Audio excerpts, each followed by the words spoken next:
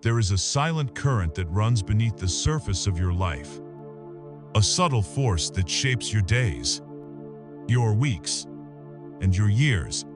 Have you ever felt its pull? That strange sense of being carried along by a tide, not of your own making. You might feel stuck, caught in a loop of repeating circumstances. The same financial worries, the same relationship patterns, the same quiet ache of unfulfilled potential. You push, you strive, you work tirelessly to change your outer world, believing that if you just try a little harder, things will finally shift. Yet, it can feel like you are pushing a great boulder uphill, only to have it roll back down. Time and time again, you see the life you desire on a distant shore, but the current seems to be pulling you relentlessly in the opposite direction. What if I told you that the problem was never the boulder, and the struggle was never the solution?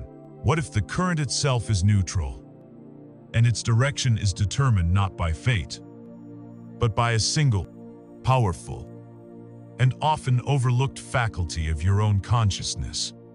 The issue is not with your effort, but with your focus.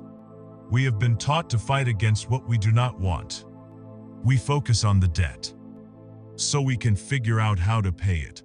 We focus on the loneliness, so we can find a partner. We focus on the illness, so we can find a cure. But in doing so, we unknowingly obey a profound, unyielding law of the universe, a law as real as gravity. That law is simple. Energy flows where attention goes. Your attention is the nozzle through which the infinite energy of life is directed. Whatever you consistently hold in your mind's eye, whatever you water with your thoughts and emotions, is precisely what you will grow more of in the garden of your reality. The universe does not hear your words of wanting something better. It feels the vibration of where your attention is truly resting, and it gives you more of that. This is where the transformation begins, not with more struggle, but with a gentle and deliberate redirection of your focus. And the tools for this redirection are more accessible than you have ever imagined. Think of the hours you spend driving, walking, or working around the house. These are not empty moments. They are sacred opportunities. They are your classroom. Through the power of audiobooks, you can immerse yourself in the wisdom of the ages. You can tune your mind to the frequency of prosperity, of love, of wellness. These are not just stories. They are vibrational keys. Messages from the universe designed to awaken the architect within you. So, I invite you to join me on this journey. A journey not into a world of fantasy, but into the very mechanics of your own reality. Together, we will explore the great audiobooks that unlock this principle. And you will learn not just to swim against the current, but to become the current itself, directing your life's energy with precision and purpose toward the shores of your deepest desires. Let us begin by dismantling the greatest illusion that holds humanity captive. The belief that our lives are a series of random events and that we are merely reacting to a world that happens to us. The principle we are here to explore, the master key to unlocking a life of conscious creation, is this: energy flows where attention goes. This is not a platitude. It is not a hopeful affirmation to be cross-stitched on a pillow. It is a law, an operational dynamic of the cosmos, as fundamental and as reliable as the law of gravity. What you are about to hear is not about wishing or hoping. It is about understanding the mechanics of reality so that you can consciously and deliberately participate in the shaping of your own experience. Before you can build a house, you must first understand the nature of your tools and materials. Our materials are energy, and our primary tool is attention. First, let us expand our definition of energy. When we speak of energy in this context, we are not merely talking about the physical stamina that gets you through a workout or a long day. That is but one of its most dense and visible manifestations. The energy we are discussing is the very substratum of existence. It is the invisible, intelligent, and vital life force that animates all things. Ancient traditions had names for it, calling it prana in the Vedic texts, the cosmic breath that moves through all life. In Taoist philosophy, it is chi, the life force that flows through the meridians of the body and the pathways of the earth. In modern physics, it is the quantum field, a boundless sea of pure, vibrating potential from which all particles, atoms, and galaxies are born. Imagine this energy as a universal, shapeless clay, a raw potential that is neutral, abondant, and infinitely malleable. It holds no preference for what it becomes. It simply awaits the touch of the sculptor. This energy is also the substance of your inner world. Your thoughts are not empty nothings. They are pulses of this energy, shaped and defined. Your emotions are powerful currents of this energy, carrying a distinct charge and a signature frequency.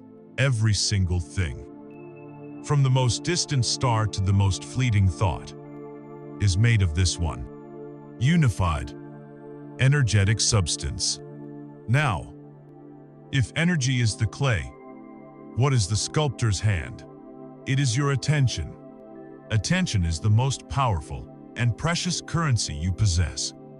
It is the focused beam of your consciousness. Think of it as a spotlight in a vast, dark warehouse filled with an infinite number of potential realities. The warehouse contains everything you could ever possibly experience: health and sickness, wealth and poverty, joy and sorrow. They all exist as dormant potentials, waiting in the darkness. Where you choose to shine the spotlight of your attention is what you begin to illuminate, what you bring out of the shadows and into the light of your experience. Attention is the act of selection. It is the conscious will that says, out of all the infinite possibilities, I choose to focus on this. When you worry, you are shining your spotlight on the potential of failure and loss. When you hold a grudge, you are shining your spotlight on the pain of the past. When you practice gratitude, you are shining your spotlight on the reality of abundance and well-being. Attention is the conduit through which the formless, universal energy is channeled and directed into a specific, tangible form. The mechanism itself is elegantly simple. When you consistently place your attention upon a subject, you are creating a steady stream of this life force energy towards it. It is an act of nourishment, of feeding. A single thought of lack may be fleeting, but to dwell on lack, to talk about it, to feel the anxiety of it day after day, is to pour a torrent of your creative energy into the manifestation of more lack. You are actively, though unconsciously, charging that reality, making it more solid, more dominant, more likely to persist in your life. This is why the universe can appear cruel or unfair, but it is, in fact, impeccably impartial. It functions like a cosmic mirror, reflecting back to you not what you want, but what you are focusing on. It does not judge your focus as good or bad. Its only job is to match the energy you are emitting. If your attention is locked onto your problem, the universe will faithfully provide you with more energy to sustain those problems. If your attention is locked onto the feeling of gratitude for the good in your life, the universe will faithfully provide you with more experiences for which to be grateful. You are the energetic broadcaster, and your reality is the printout of your most consistent signals. To truly grasp the ancient roots and the profound implications of this law, we turn to our first audiobook, a timeless and cryptic masterpiece known as the Kybalion. This short but incredibly dense text, attributed to 3 unknown initiates, purports to lay out the core tenets of Hermetic philosophy from ancient Egypt and Greece. Listening to the Kabbalion is like discovering a hidden operating manual for the universe. It strips away all dogma and presents 7 universal principles. But for our purpose, 2 of them are paramount in decoding our master law. The very first principle, the principle of mentalism, is the foundation for everything that follows. It states, "The all is mind. The universe is mental." This radical idea proposes that the entirety of existence, from the smallest electron to the largest galaxy, exists within the mind of a universal consciousness, often referred to as the all. It suggests that the universe is not a mindless, mechanical contraption, but a living, thinking, mental creation. And because you are a part of this universe, your own mind is a microcosm of this universal mind. This means that your thoughts are not isolated, insignificant even. They are real creative forces operating within this grand mental construct. Thoughts are things is not just a metaphor. It is a literal description of reality.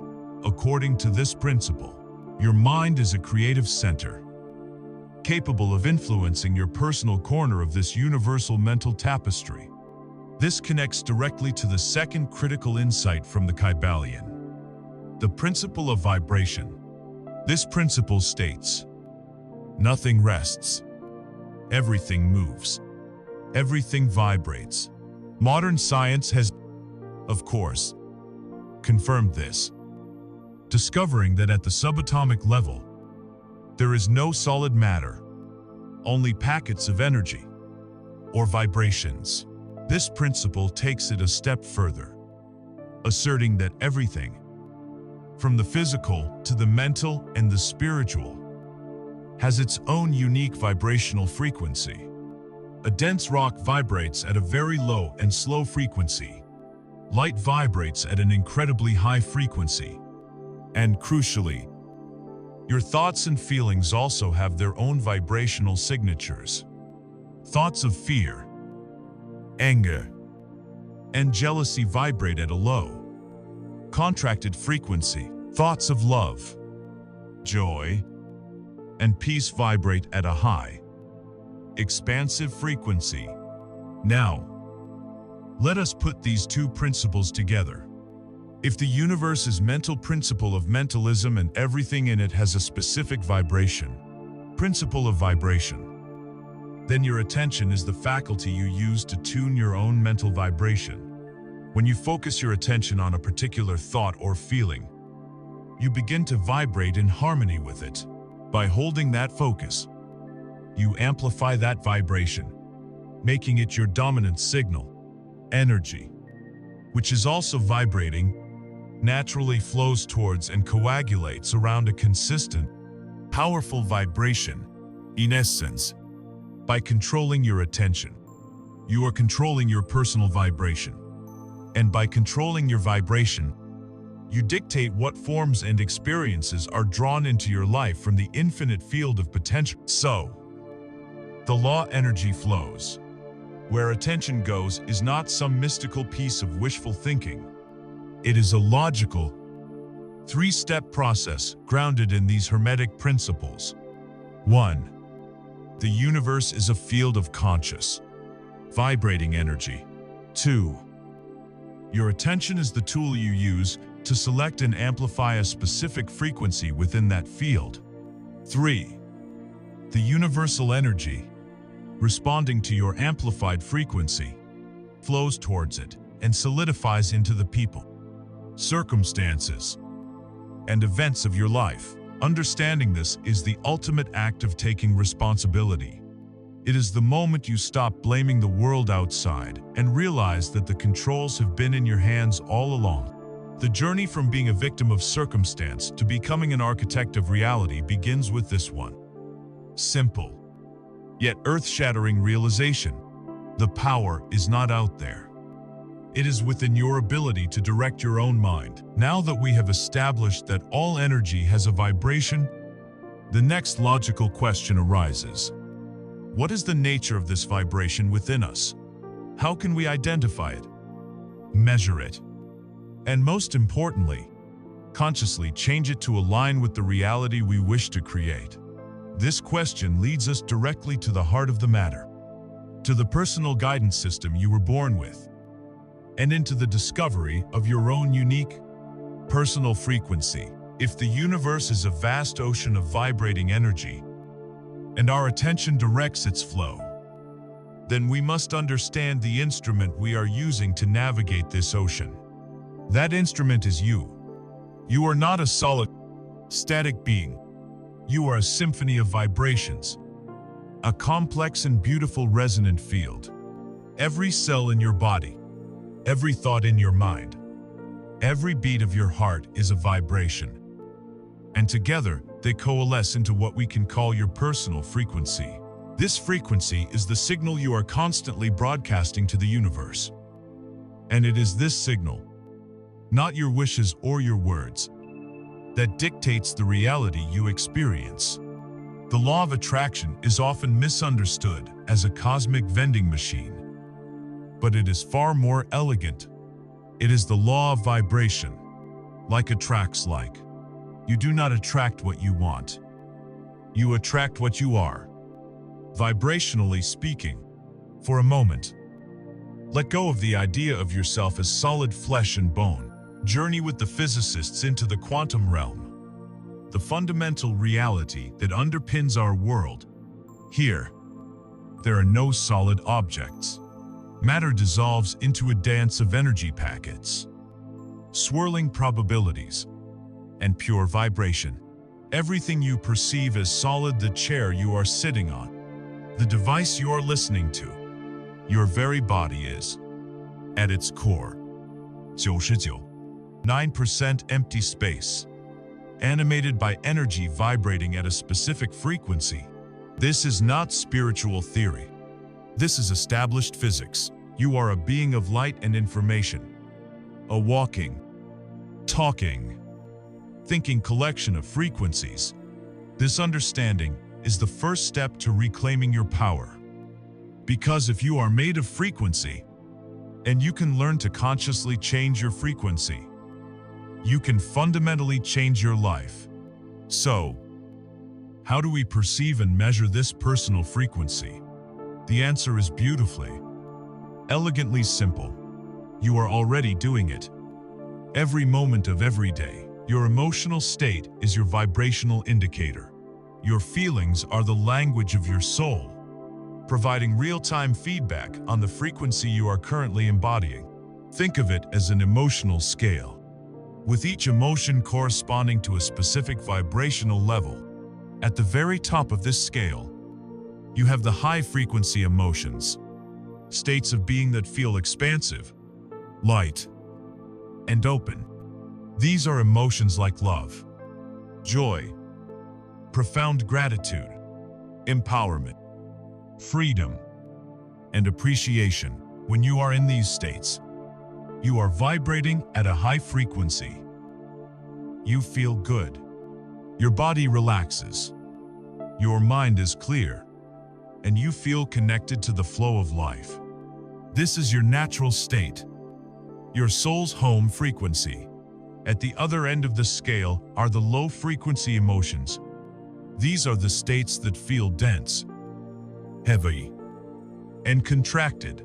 They include fear, grief, despair, powerlessness, jealousy, and guilt.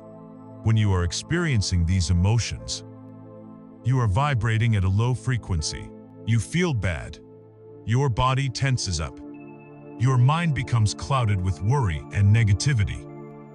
And you feel separate and cut off from the good in the world. It is crucial to understand that these low-frequency emotions are not a punishment. They are not a sign that you are a bad person. They are simply indicators. They are the rumble strips on the side of the highway. A loving, energetic alarm bell from your inner guidance system telling you that your attention, your focus, is currently placed on thoughts that are out of alignment with your true self and your deepest desires. To truly master this concept, we turn to one of the most influential audiobooks in the modern law of attraction movement, Ask and It Is Given by Esther and Jerry Hicks, which presents the teachings of a collective consciousness they call Abraham. This audiobook is a masterclass in the art of deliberate creation, and its most powerful tool is the emotional guidance scale. Abraham Hicks presents a scale of 22 primary emotions, ranging from joy, appreciation, empowerment at the top, all the way down to fear, grief, powerlessness at the bottom. The genius of this teaching lies not just in identifying the emotions, but in providing a practical way to navigate them. The book explains that you cannot make a huge vibrational leap, for instance, from deep depression to ecstatic joy, in a single bound. The vibrational gap is too wide. Attempting to do so only leads to frustration and a sense of failure, which reinforces the low-frequency state. The secret, as revealed in Ask and It Is Given, is to simply reach for a better feeling thought. That is all. The goal is not to feel good instantly, but to feel slightly less bad. It is a process of incremental vibrational improvement. If you are feeling powerlessness, a thought of anger is actually a step up the emotional scale. Anger, while still a low-frequency emotion, has more energy and power in it than despair. From anger, you might be able to reach a thought of blame, which feels slightly better than unfocused rage. From blame, you might reach for frustration. From frustration, perhaps pessimism. From pessimism, you can find your way to hopefulness, and from hopefulness, you can eventually climb to belief, and then to joy. Listening to this part of the audiobook is a revelation, because it gives you permission to be where you are. Emotionally, it removes the pressure to be perpetually happy and replaces it with a gentle, compassionate strategy for gradually, deliberately, raising your own frequency. One thought at a time. It's like being in a dark pit, and instead of trying to leap to the top, you simply look for the next handhold, and then the next, and then the next. The analogy of a radio tuner is perhaps the most perfect way to understand this. Imagine the reality you desire: perfect health, financial abundance. A loving relationship is being broadcast on a specific frequency, say 101.5 FM. If your personal tuner, dictated by your emotional state, is set to 92.3 FM, the frequency of worry and lack, you can wish and hope and pray all day, but you will never hear the music of 101.5 FM. You are simply not tuned to the right station. The universe cannot deliver a high-frequency reality to a low-frequency receiver. Your work is not to chase the outcome. Your work is to adjust your own dial. You do this by deliberately choosing thoughts, memories, and subjects of focus that cause you to feel better, that cause your emotional state to climb the scale. When you start to feel a sense of hope, you've tuned into 95.7 FM. When you feel genuine belief, you've hit 99.9 FM. And when you can cultivate the feeling of joy and gratitude as if your desire has already manifested, you have successfully locked onto 101.5 FM. At that point, the manifestation of your desire is not just possible, it is inevitable. The law of vibration demands it. So, how do you know what frequency you are? Check in with yourself right now. How do you feel? There is no need for judgment. Simply observe. Is there a knot in your stomach? That's a frequency. Is there a lightness in your chest? That's a frequency. Your feeling state is your compass, constantly pointing to your vibrational north. To feel good is not a selfish indulgence. It is the most important spiritual work you can do. It is the act of aligning your personal frequency with the frequency of the source energy itself, with the frequency of all you desire. We have now established that the universe is made of vibration, and that our emotions are the indicators of our personal frequency. This naturally leads us to the source code, the primary generator of our emotional and vibrational state. What is it that creates the feeling in the first place? It is the silent, constant stream of images, words, and stories that we play in the theater of our minds. It is our thoughts, and it is time to understand that these thoughts are not harmless, ephemeral puffs of smoke. They are real, creative, and powerful things. We have arrived at the very crucible of creation, the generator room of your reality, the human mind. For millennia, we have treated our thoughts as if they were harmless, private, and insignificant puffs of smoke, drifting through our consciousness with no real effect on the world outside. This is perhaps the most profound misunderstanding that has kept humanity from its true potential. The truth is, these thoughts are things. They are not abstract concepts. They are tangible, energetic structures. Every single thought you have is a pulse of real electrochemical energy firing through the neural networks of your brain. But its reality extends far beyond the physical skull. In the mental universe we discussed, a thought is a blueprint, a structured packet of information and energy, a preliminary form. It is the first stage of creation, the moment where the formless universal energy is given its initial shape and purpose. Before a sculptor can create a masterpiece from a block of marble, the image of the finished statue must first exist, clear and defined. Within their mind, your thoughts are those initial carvings, the essential first step in transforming the marble of pure potential into the statue of your lived experience. A single thought, like a single drop of rain in the desert, may seem to have little impact. The true power lies in repetition. Consider a stream flowing down a mountainside. At first, it trickles over the surface, but over time, it carves a deep, defined channel into the rock. Your thoughts work in precisely the same way. When you think a thought over and over again, you are carving a neural groove in your brain, creating a pathway of least resistance. This is how a simple thought evolves into something far more powerful: a belief. A belief is a thought that you have thought so many times. You have charged it with so much of your energy and attention that it no longer requires your conscious effort to sustain. It becomes a part of your subconscious programming, an assumption about the way reality works. These beliefs then operate like automatic broadcasting stations, running in the background of your life, 24 hours a day, sending out a consistent and powerful vibrational signal.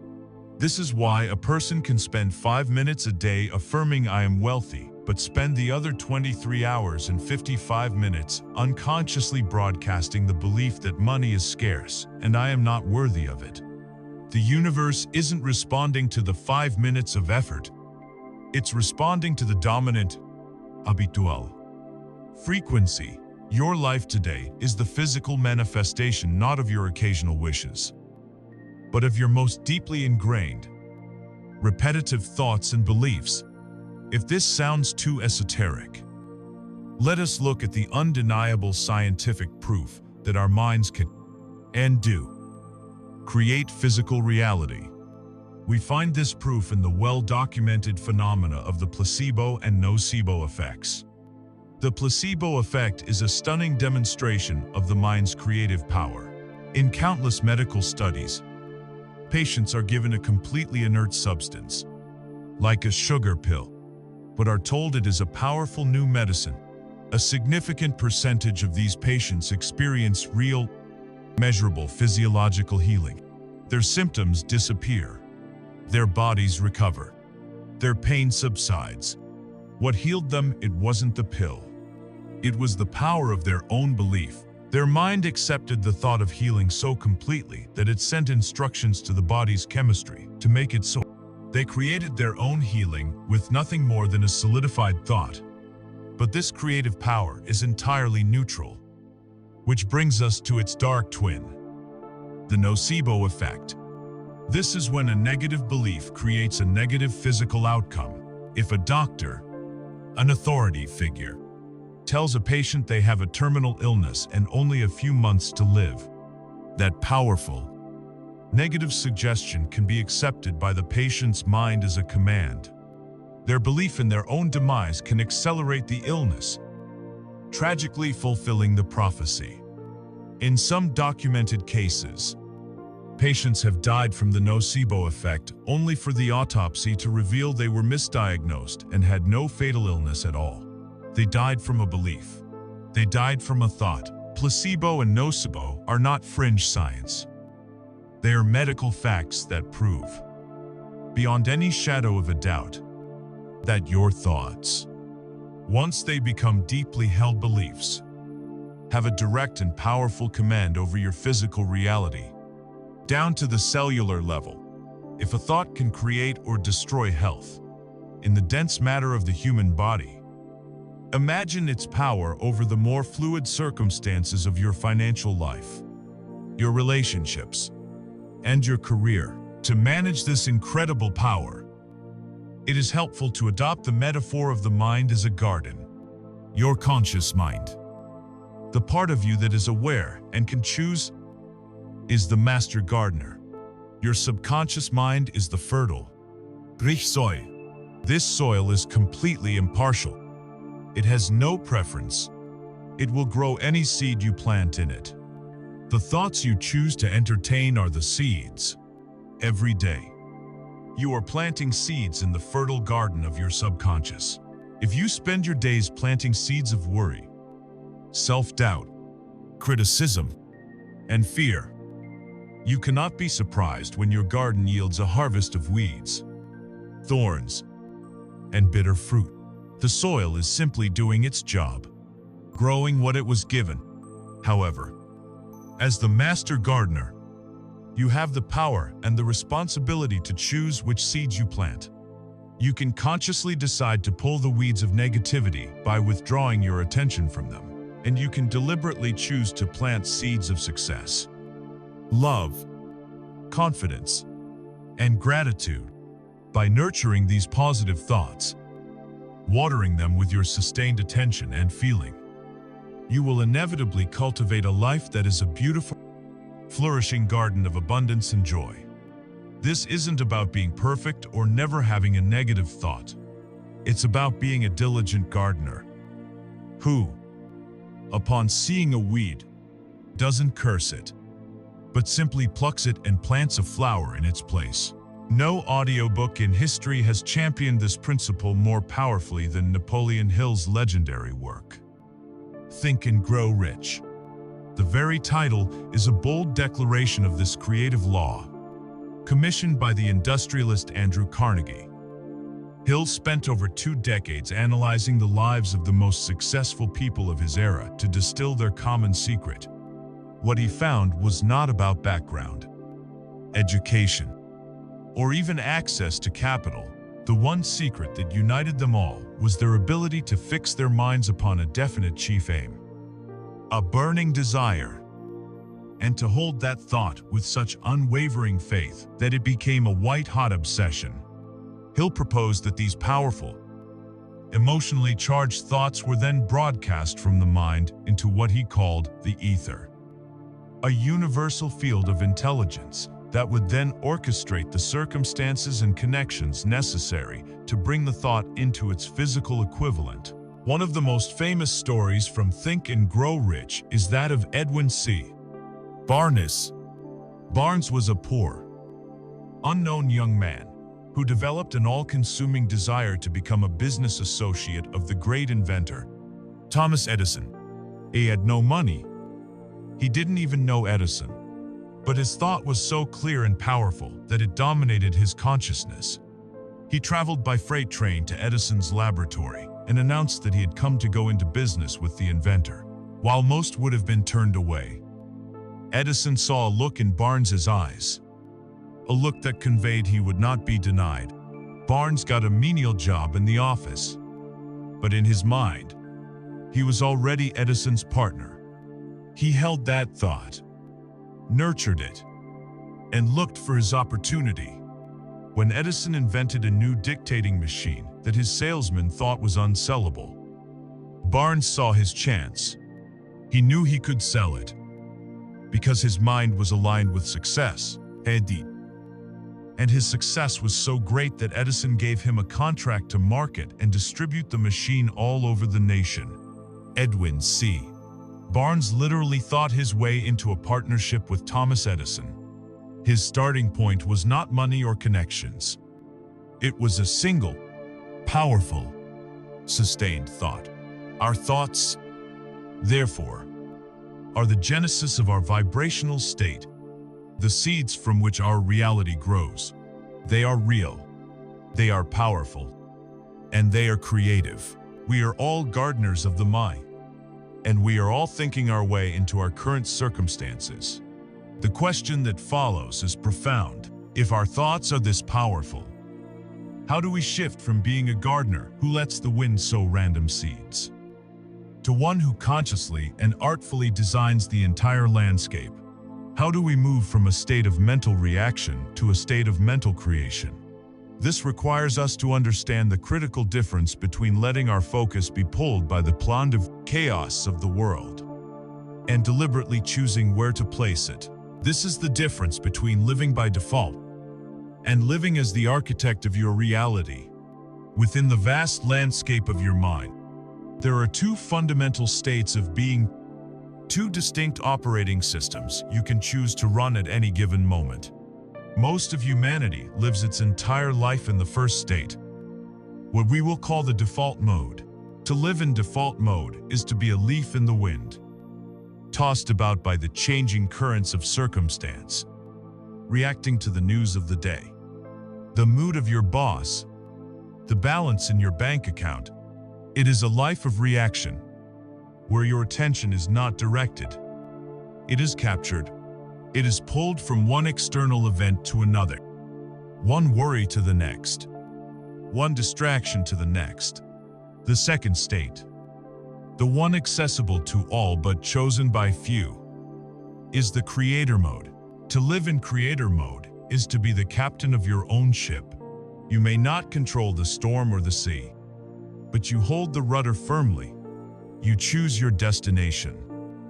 You set your sails, and you direct your vessel with unwavering intention. You understand that the power lies not in controlling the world, but in controlling the one thing you truly can, your own focus. The shift from one mode to the other is the single greatest leap you can make in your evolution. And it begins with understanding the nature of the cage you didn't know you were in. The default mode is the brain's ancient survival software, running on autopilot. For our ancestors, survival depended on a constant, vigilant scan of the environment for threats, a negativity bias that prioritized finding the saber-toothed tiger in the bushes over admiring the sunset. That software is still running in your head. It manifests as that incessant inner voice, the chattering monkey mind that replays past grievances, rehearses future disasters, and endlessly seeks out problems to solve. It is the voice that says, "What if I fail? What will they think of me? I should have said that differently." In this state, your attention is fragmented, scattered like a handful of pebbles thrown into a pond. Your precious life force energy, your creative potential, leaks out in 1,000 different directions. A little bit of energy goes to worrying about a bill, another bit to replaying an argument, another to fretting about a headline. You are not consciously investing your energy. You are hemorrhaging it. To live in this mode is to feel like a victim of life, because your focus is perpetually locked onto evidence that supports a reality of struggle and scarcity. Modern life is a banquet for the default mode. The 24-hour news cycle, the endless scroll of social media, the constant notifications, all are designed to hijack your attention and keep you in a state of agitated reaction. Now, imagine a different way of being. This is the creator mode. In creator mode, You consciously withdraw your attention from the whirlwind of external chaos and the internal chatter of fear. You reclaim your focus. You understand that your attention is a sacred and powerful force, not to be given away cheaply. Instead of a scattered floodlight, your attention becomes a coherent, high-intensity laser beam.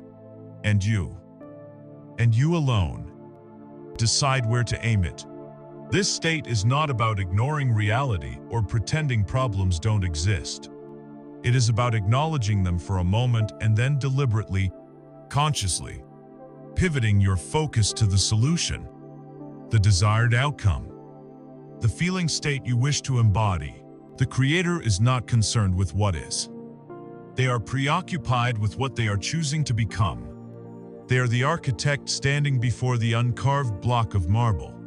They see the flaws and the rough edges, but their unwavering focus is on the magnificent statue that lies sleeping within it. They hold the blueprint of their desired reality firmly in their mind.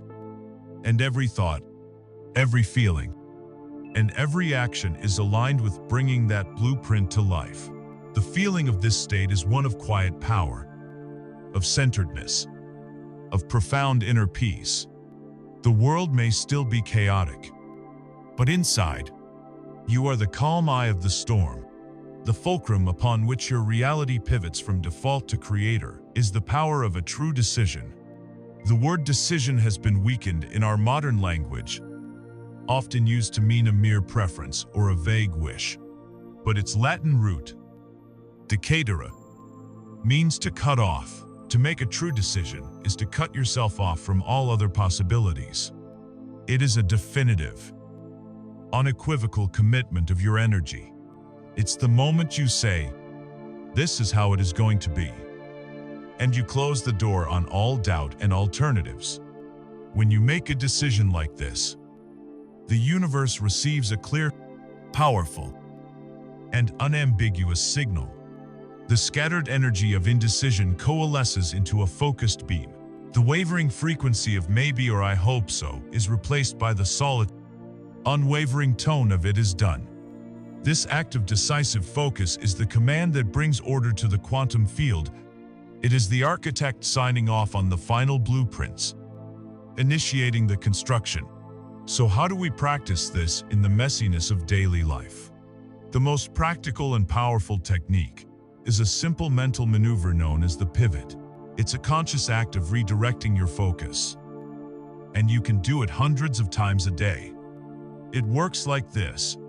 The moment you recognize that you are focusing on something you do not want, a feeling of anxiety, a thought of lack, a memory of failure, you first stop and acknowledge it without judgment. Don't fight it. Just notice it. Ah, here is that feeling of worry again. Then, in that space of awareness, you ask yourself the most important question.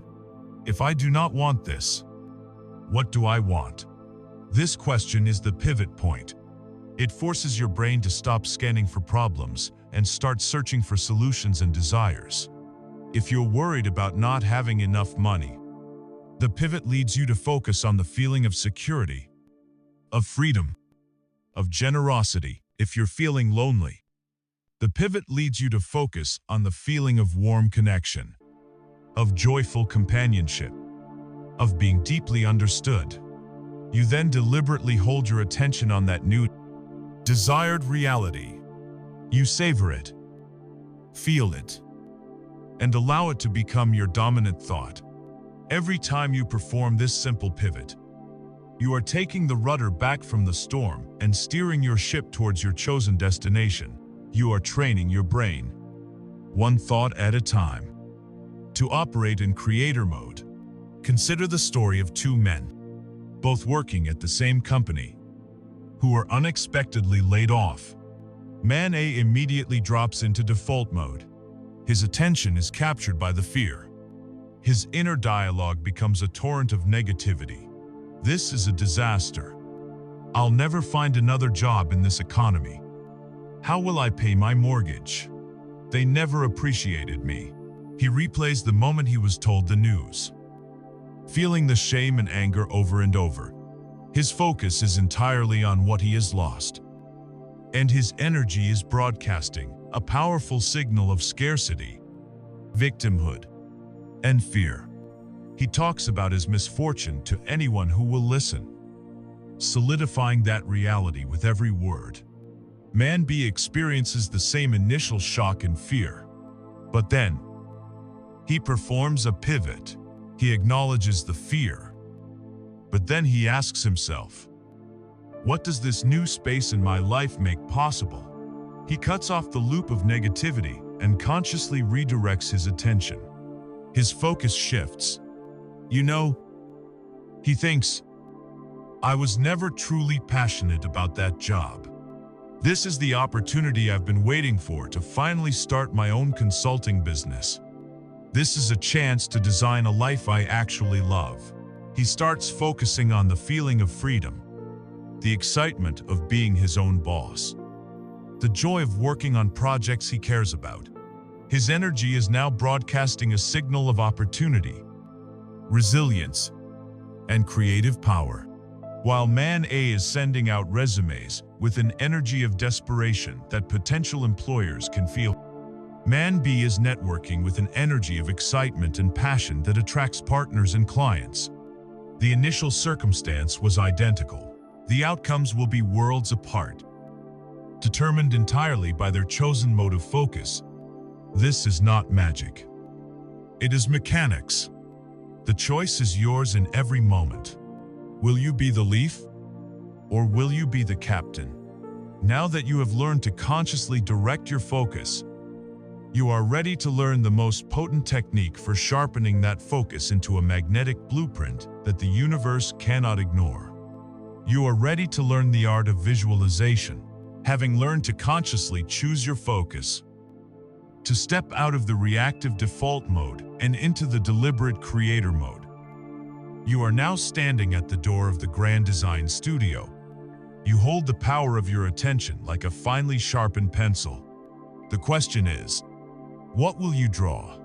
This brings us to one of the most potent and most misunderstood technologies of the mind, the art of visualization.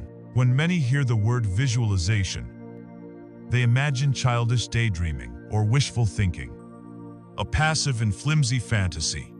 This could not be further from the truth. True visualization is not fantasy. It is focus. It is a disciplined, creative act of mental rehearsal.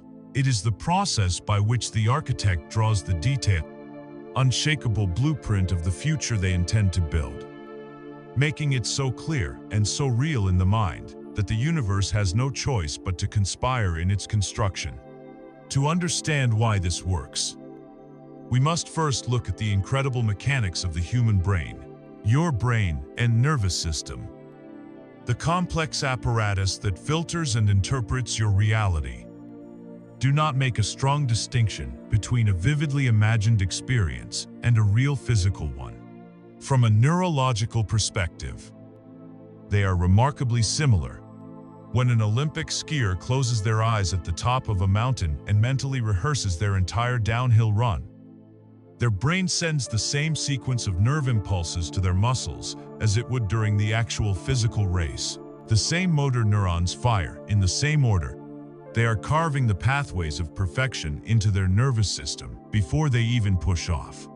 When you vividly imagine the taste and texture of a lemon, your mouth begins to water. Your body is responding to a thought as if it were a physical reality.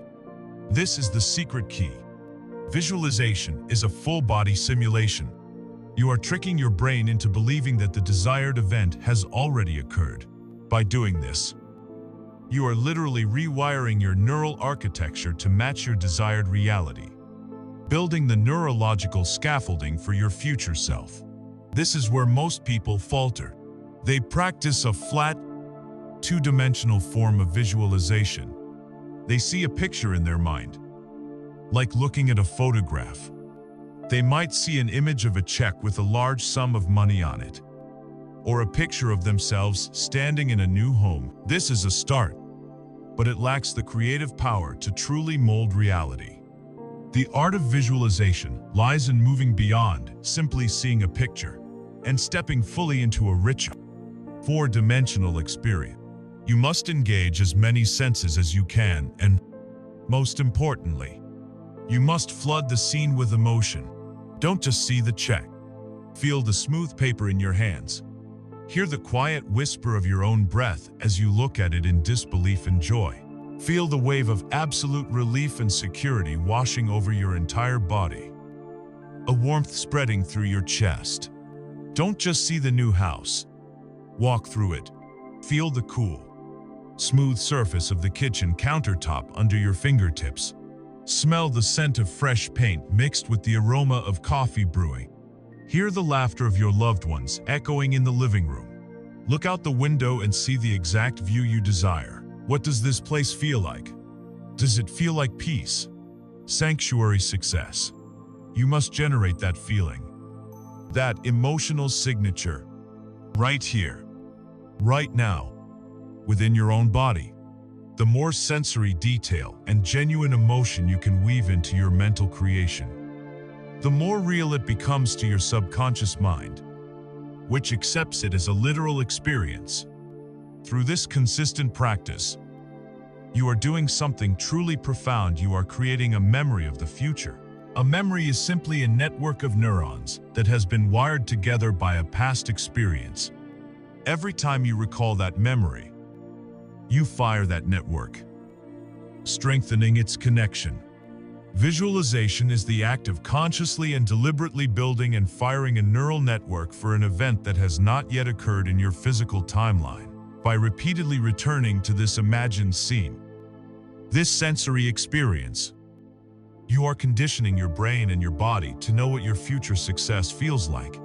You are making the unknown known. You are making your future familiar. This creates a powerful state of being. You are no longer chasing a distant dream, which implies separation and lack.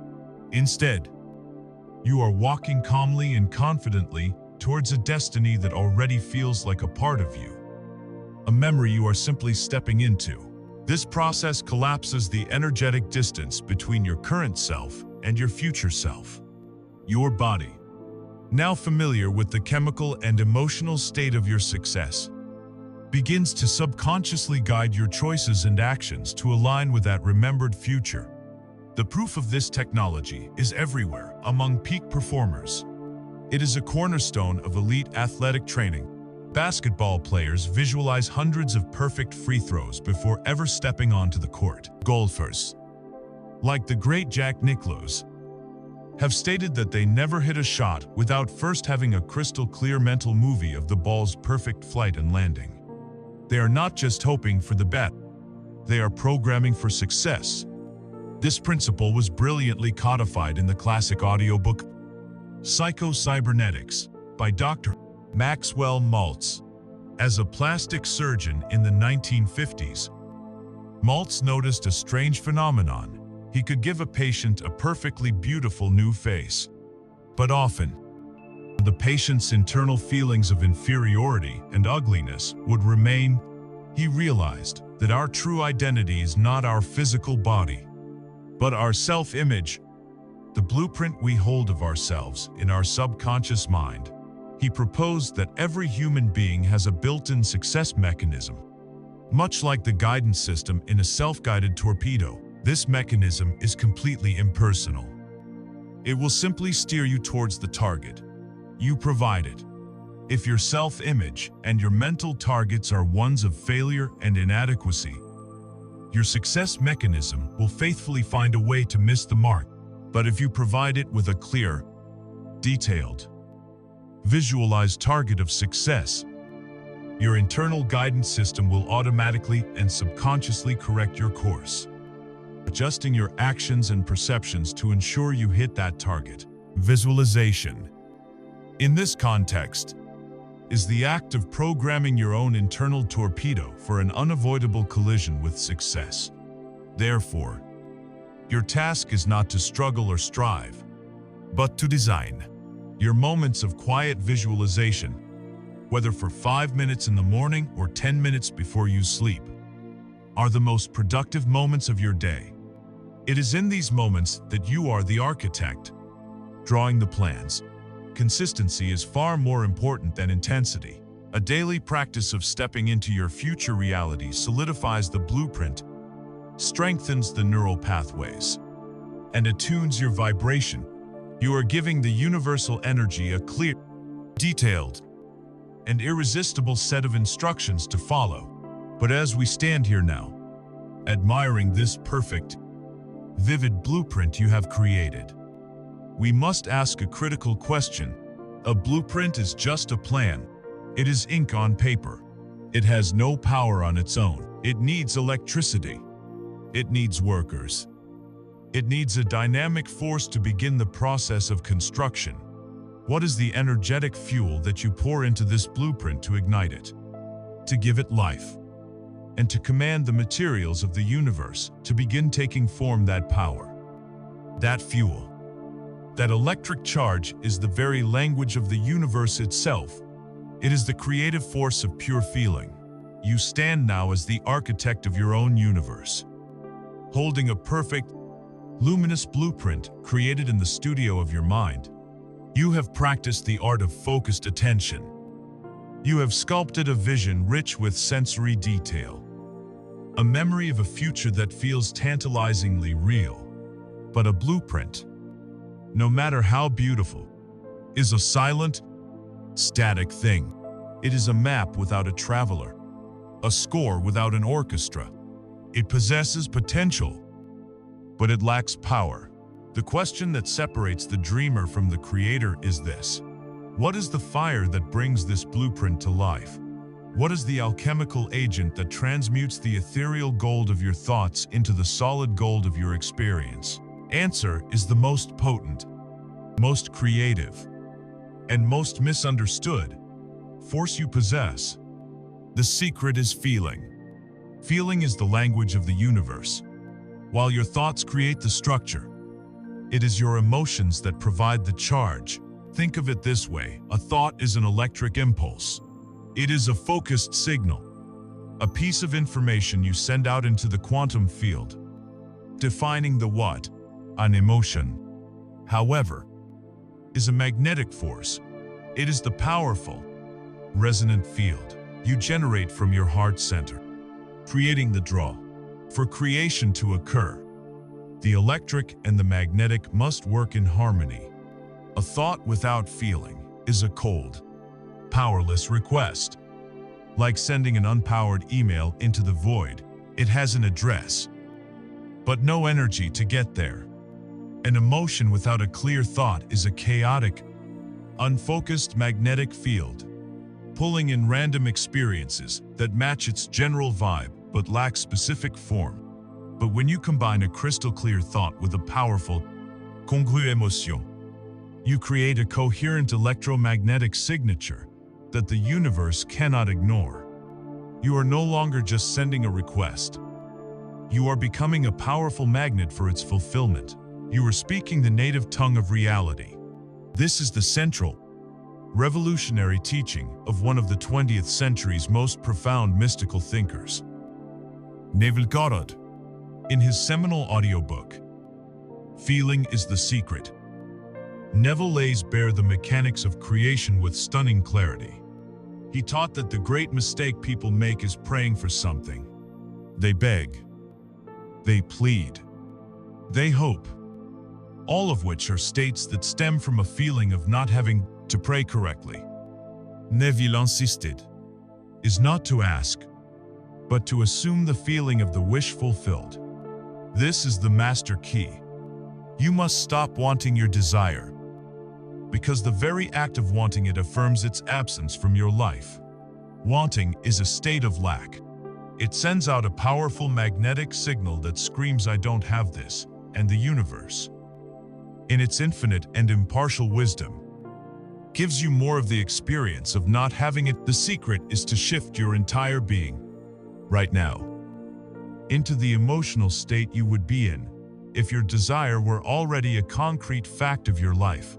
This is the art of living in the end. Before the evidence appears in your three-dimensional world, you must live in the fulfillment of your wish, emotionally and psychologically.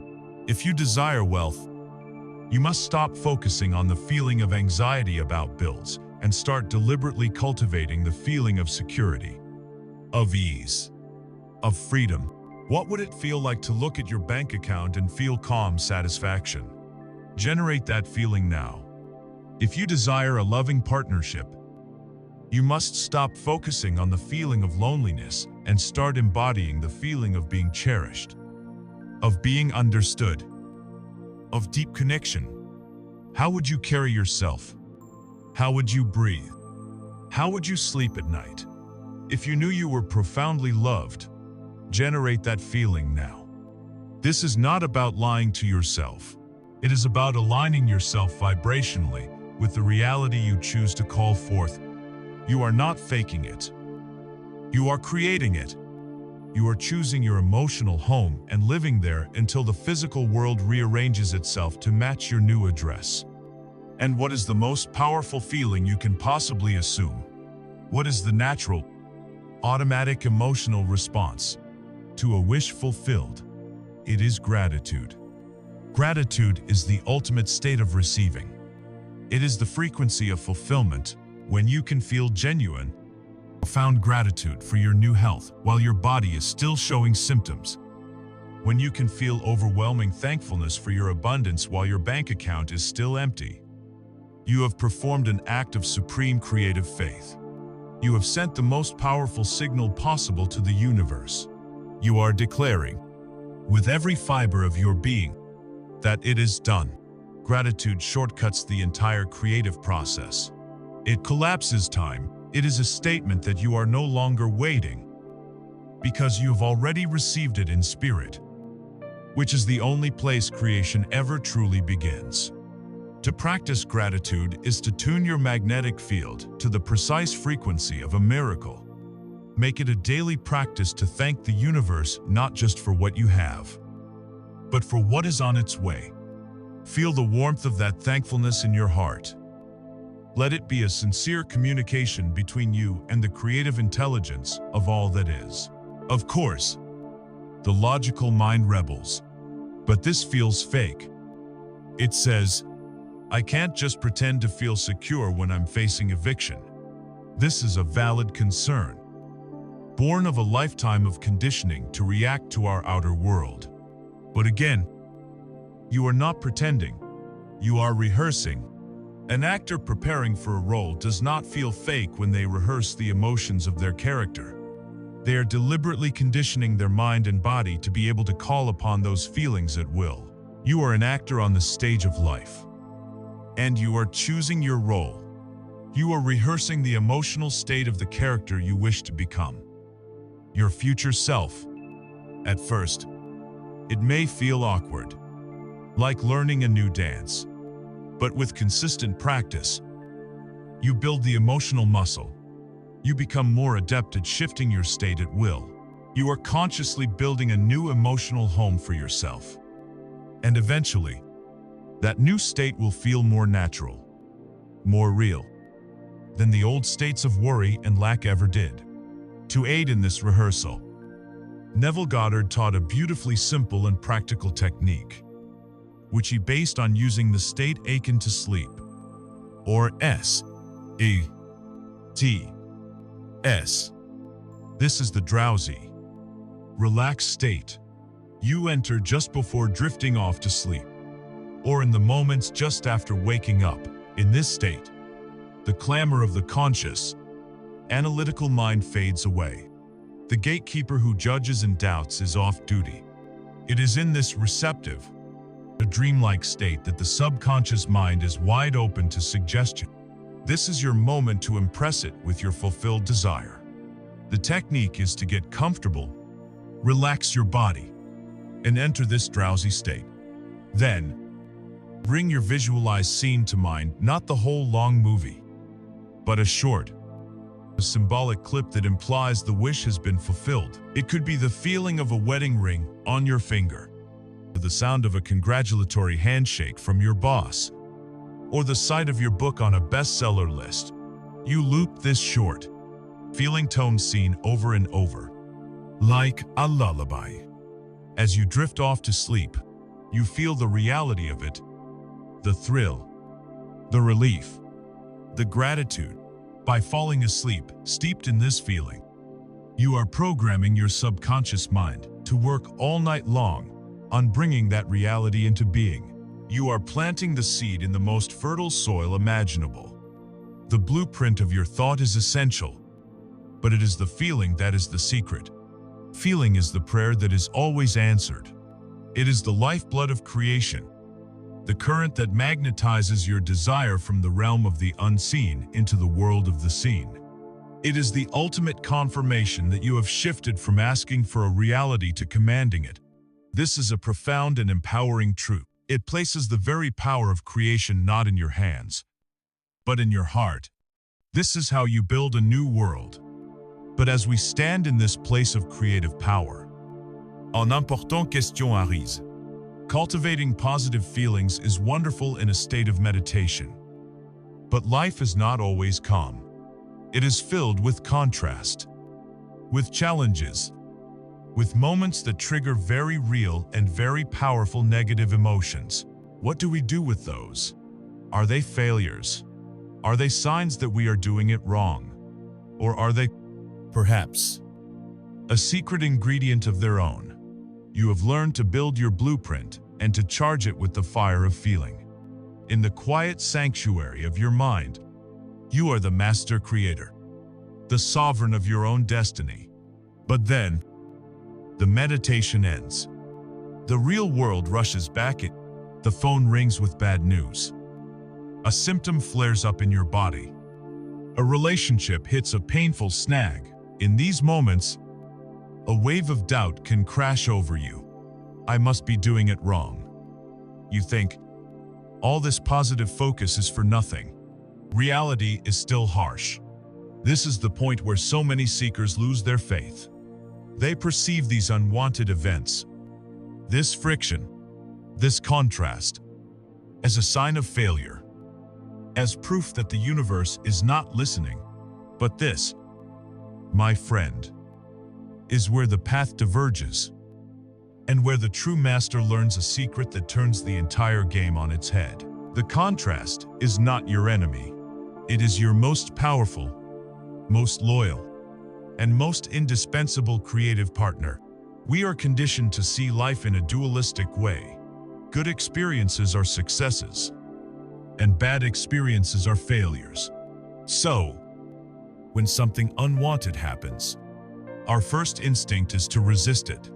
We push against it. We complain about it. We lament it. We analyze it to death, trying to understand why it happened. In doing this, we fall right back into the trap of the default mode. We are pouring our magnificent, creative attention directly onto the very thing we do not want. We are taking the powerful hose of our focus and watering the weeds, all while wondering why they are growing so tall and strong. Imagine a sculptor who, upon finding a flaw in the marble, spends all day staring at the flaw, talking about the flaw, and complaining about the flaw. They will never create a statue. The master sculptor acknowledges the flaw for a moment, for it gives them valuable information about the stone, and then immediately refocuses on their vision, carving around the flaw, using the flaw, integrating it into the grander design. Your life's contrast is the flaw in the marble. It is not there to defeat you. It is there to inform you. The true purpose of contrast is one of the most liberating truths you will ever embrace. Clarity is born from contrast. You cannot truly know what you want until you are presented with what you do not want. It is the bitterness of a food that makes you appreciate the sweet. It is the confinement of a small apartment that gives birth to a passionate desire for open space. It is the ache of a lonely heart that forges an unshakable, crystal clear vision of true partnership. Without the unwanted, your desires would remain vague, banal, and powerless. Contrast provides the necessary tension for creation. An archer cannot launch an arrow forward without first pulling the bowstring back. The backward pull, the tension, the resistance, that is the contrast. The further it is pulled back, the more potential energy is stored, and the more powerfully the arrow of your desire will fly forward when released. This very idea is the revolutionary heart of the material presented in the audiobooks A New Beginning I and II, which chronicle the teachings of Abraham Hicks. They introduce a concept so powerful, it can change your entire relationship with life, the rocket of desire. They explain that every single time you experience contrast, every time something happens that makes you feel bad, you are automatically, involuntarily, launching a vibrational rocket of desire for the opposite. You don't even have to think about it. It is a natural, instantaneous process. When your car breaks down and you feel the frustration, in that same instant, a powerful rocket of desire for a reliable, smooth-running vehicle is launched from your being into your vibrational reality. Your vortex, as they call it. When someone is unkind to you, a rocket of desire for respectful, loving interactions is launched. When you see sickness on the news, a rocket of desire for vibrant, universal well-being is launched. Every moment of contrast in your life is serving to help you define, refine, and clarify with exquisite precision exactly the life you prefer. You are a constant desire-launching machine, and life's contrast is the fuel for your rockets. Herein lies the pivotal choice, the work of the conscious creator. The rocket has been launched. It is a real, vibrational thing, a powerful signal that now exists. Your job is not to launch the rocket. Life does that for you. Your job is to align with the rocket you have already launched. Yet, what do most of us do? We launch the rocket of desire for a reliable car, and then we spend the rest of the day standing on the launch pad, staring at the broken engine, kicking the flat tire, calling our friends to complain about the broken car, feeling the victimhood and frustration of being stranded.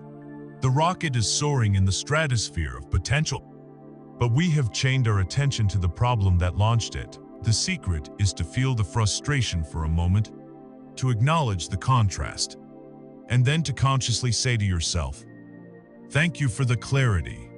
Now I know with more certainty than ever that I desire ease, reliability, and freedom in my transportation." And then, you deliberately pivot your attention. You start to imagine what that feels like. You remember a time you had a great road trip. You admire a beautiful car driving by. You shift your focus from the launch pad to the soaring rocket. You tune your personal frequency to the frequency of the desire, not the problem. In this light, your entire guidance system is reframed. Negative emotion is no longer a punishment. It is simply an indicator that you are currently focused on something that is vibrationally different from the rocket of desire you just launched. It's like a GPS for your soul.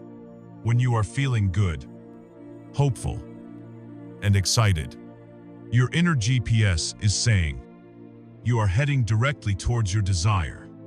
Keep going.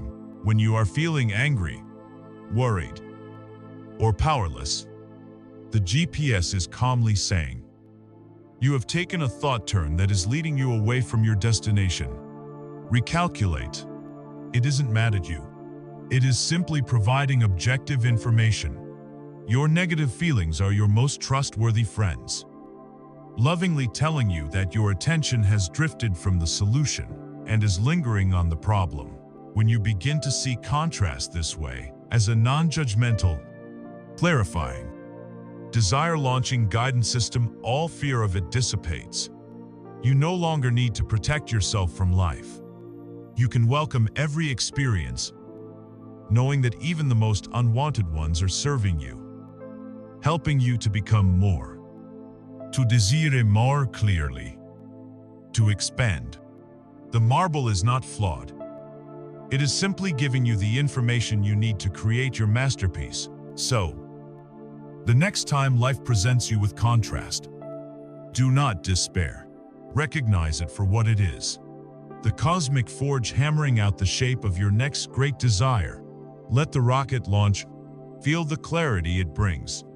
And then, with the grace of a master creator, gently turn your attention away from the smoke and fire of the launch pad and fix your gaze upon the brilliant light of the star you have just created.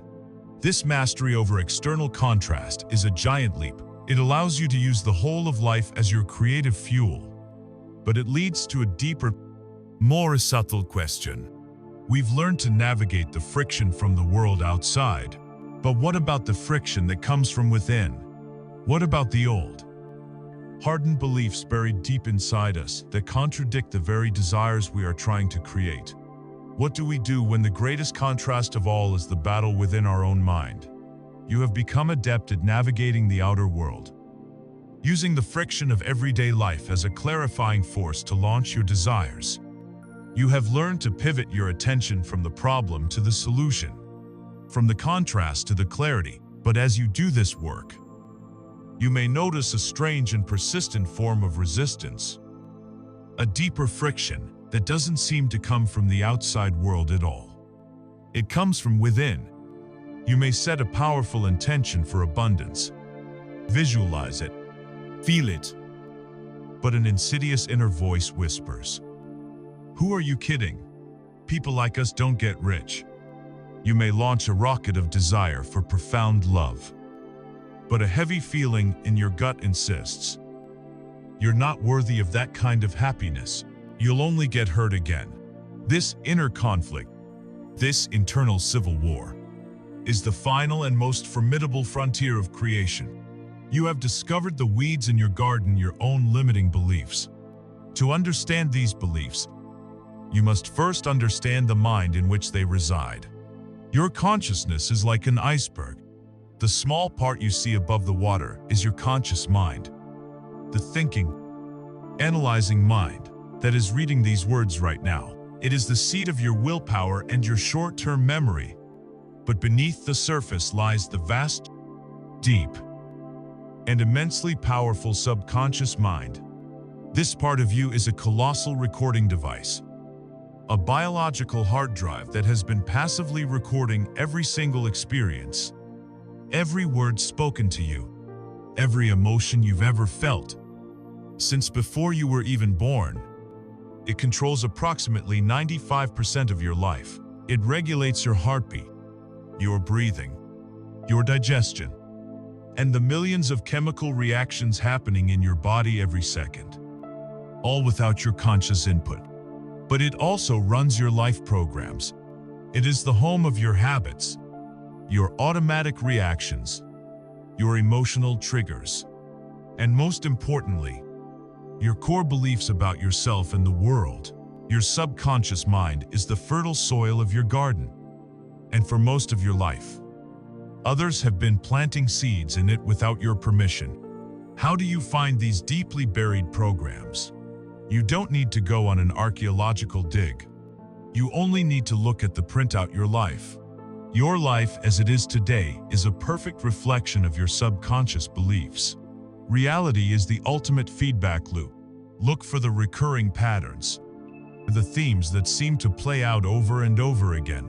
Do you always find yourself in relationships with people who are emotionally unavailable? There is likely a subconscious belief running that says, "I am not worthy of true intimacy," or "love is unsafe." Do you work incredibly hard, but always seem to end up with just enough money to get by? Never more. You are likely operating on a program like money is hard to earn. Rich people are greedy, or I have to struggle to survive. Do you have a brilliant idea for a business, but never seem to take the first step? You may be running a belief, like "I'm not smart enough to succeed," or "What if I fail and everyone laughs at me?" These are not just unfortunate coincidences. They are the predictable results of a machine faithfully executing its code. Your life is not happening to you. It is responding to you, to the deep, silent broadcasts of your own limiting beliefs. The second place to look is in your own language. Your words are the spies that reveal the secrets of your subconscious. Start listening to yourself as an objective observer. What are your go-to phrases when you talk about money, relationships, health, or your own capabilities? Do you hear yourself saying things like, "That's just my luck. I can never seem to get ahead. It is what it is." Or "I'm just not a creative person"? Every time you utter one of these phrases, you are affirming and strengthening the very belief that is creating the limitation. You are watering the weed. These words are the verbal tips of massive, hidden icebergs of belief. Pay attention to the "I am" statements you use casually. "I am so clumsy." "I am terrible with names." "I am always tired." The subconscious mind takes these statements as direct commands. It doesn't have a sense of humor. It hears "I am always tired" and diligently sets about creating the physiological reality of fatigue. To truly rob these beliefs of their power, it helps to understand where they came from. They are not your truths. They are second-hand information you accepted as true before you had the conscious ability to reject it. Many were installed in early childhood.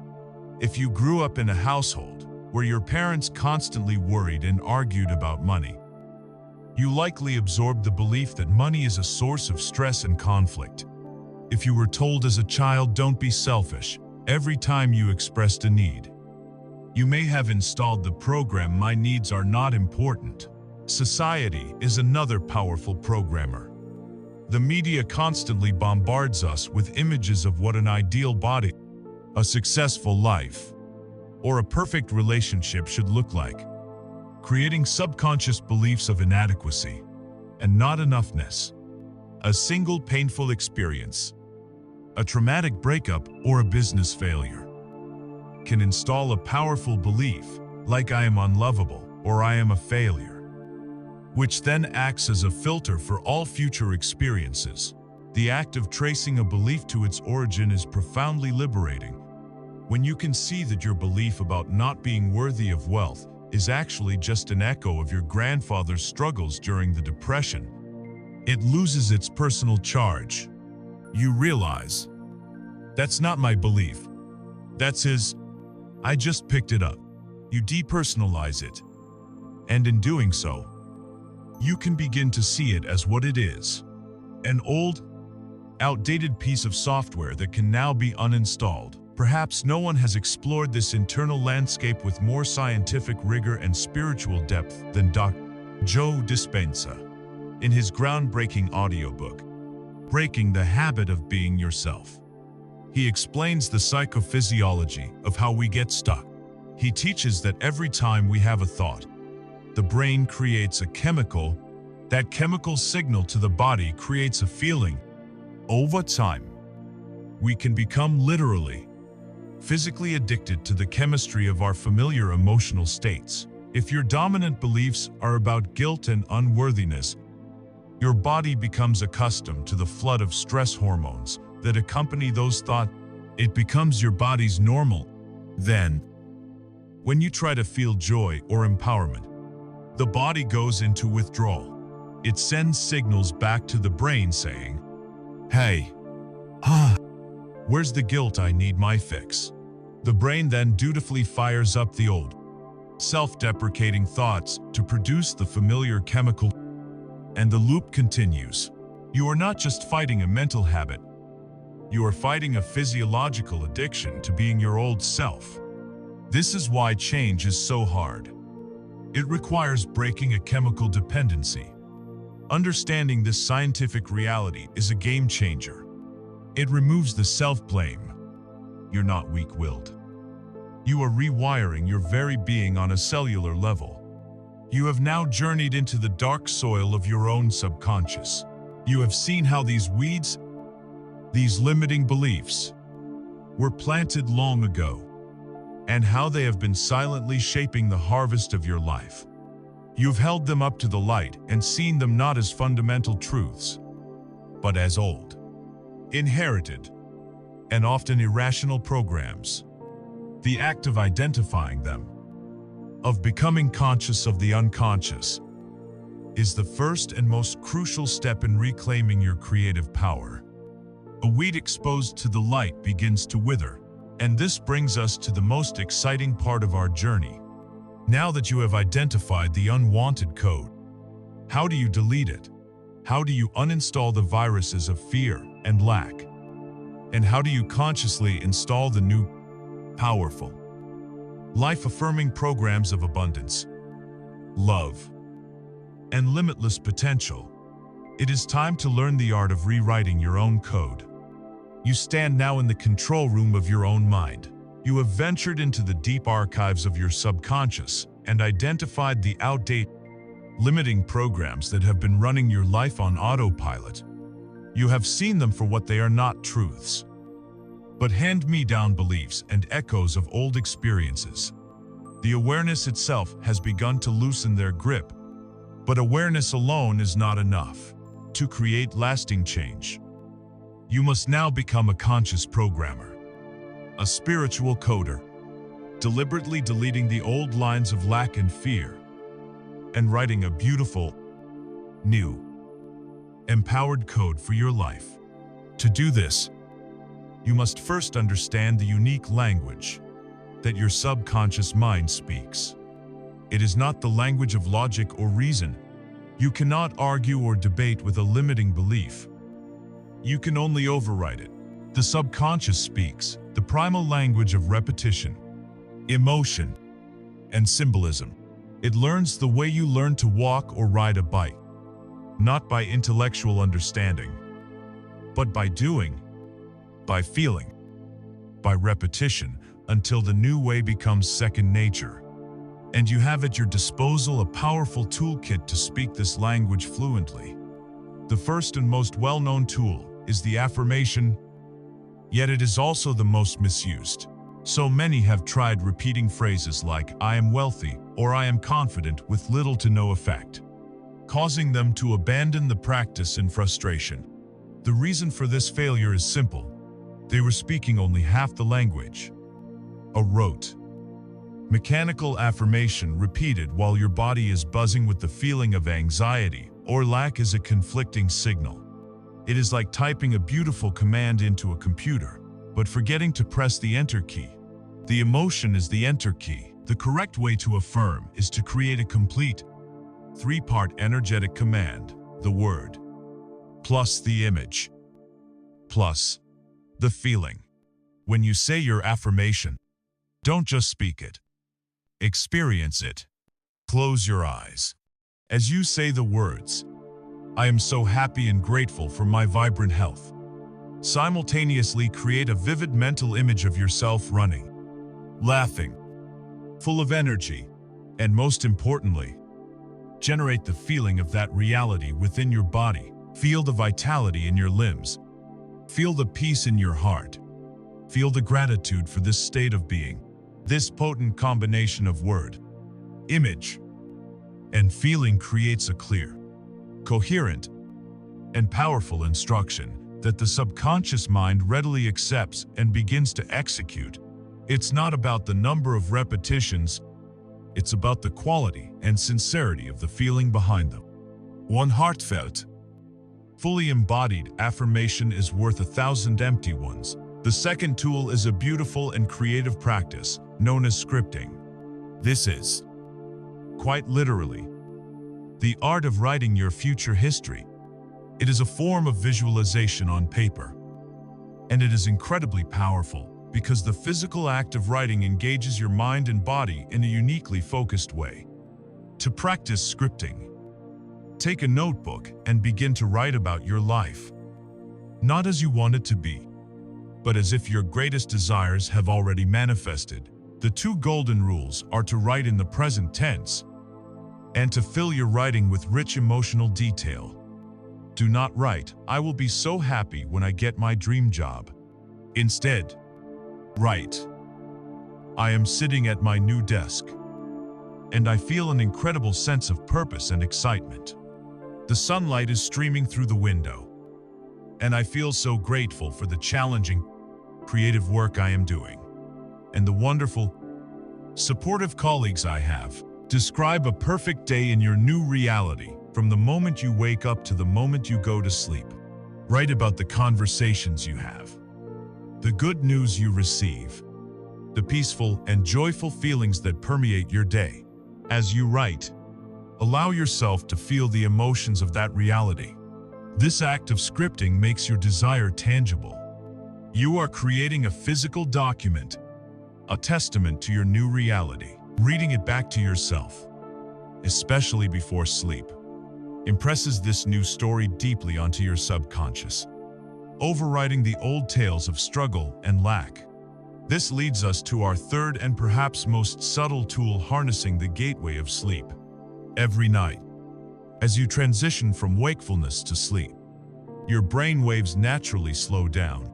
You move from the active beta state of the analytical mind, down through the relaxed, creative, alpha state, and into the drowsy, dreamlike theta state. This theta state is the magic hour.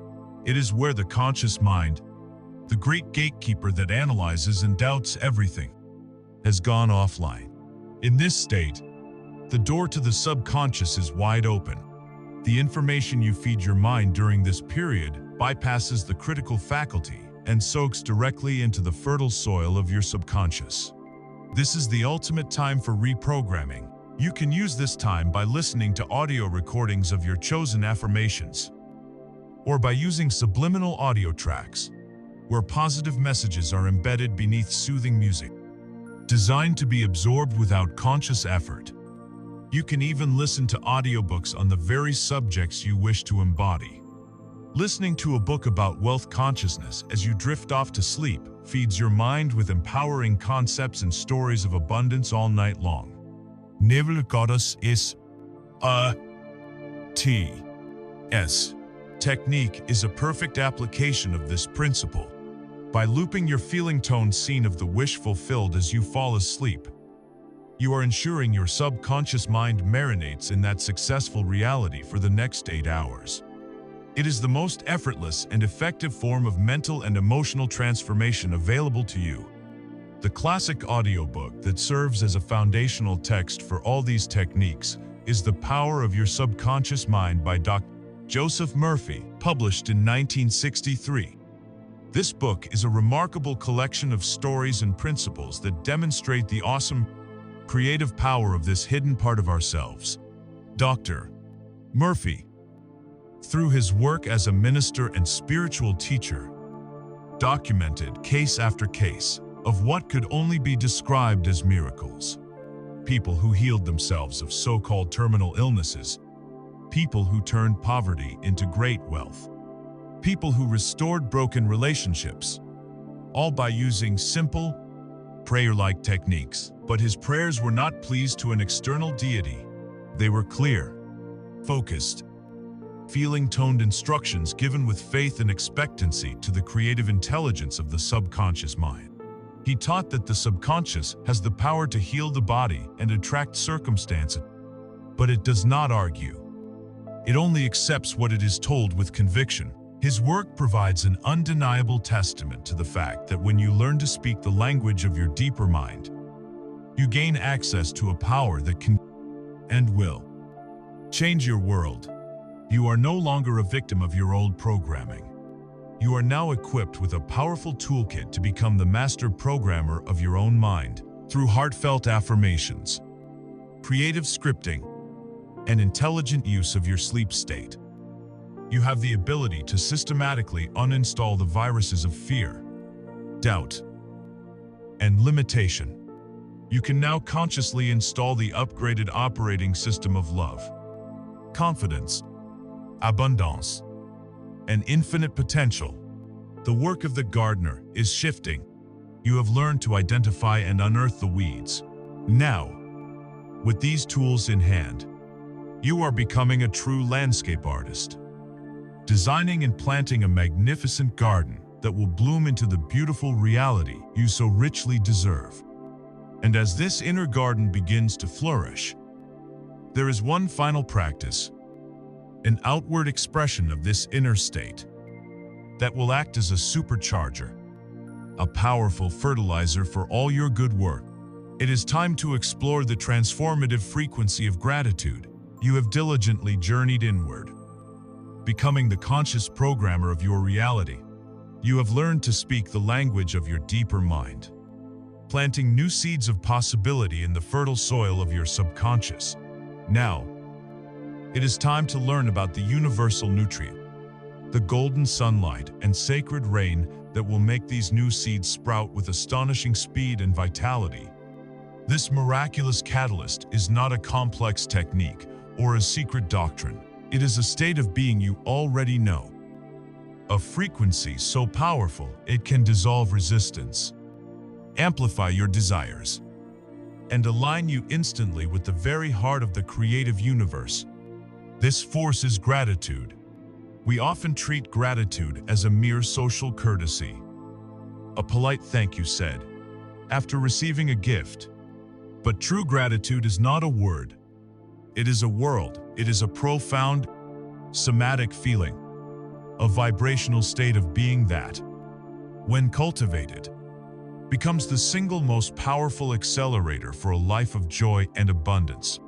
The reason for its power is rooted in the fundamental laws of energy we have been exploring. Lack, worry, and fear are low-frequency vibrations that signal to the universe, I do not have enough. I am not safe. Gratitude is the precise energetic antidote. It is impossible to feel genuine, heartfelt gratitude and feel lack at the same time. They are mutually exclusive frequencies. When you are in a state of gratitude, you are broadcasting a powerful, unwavering signal to the universe that says, I have more than enough. I am deeply cared for.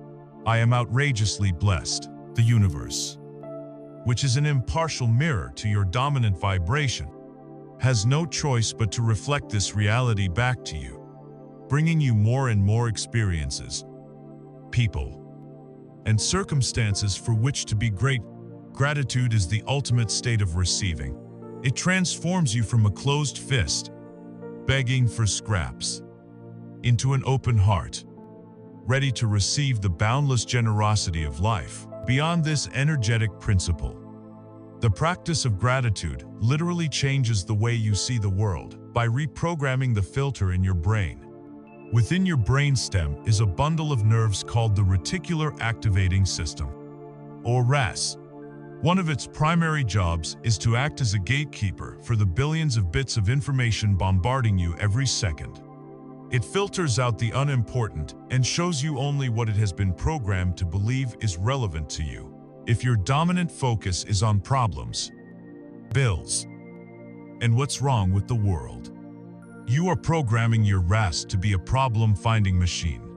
It will diligently scan your environment and present you with ever more evidence to support your worldview. You will notice every traffic jam, every rude cashier, every negative news story. However, when you consciously and deliberately practice gratitude, you are giving your RAS a new set of instructions. You are telling it, what is relevant to me is blessing, beauty, and opportunity. Your RAS then begins to scan your world for things that match this new priority. Suddenly, you'll start noticing the kindness of a stranger, the perfect timing of a green light, the beauty of a flower growing through a crack in the pavement. The world hasn't changed, but your perception of it has.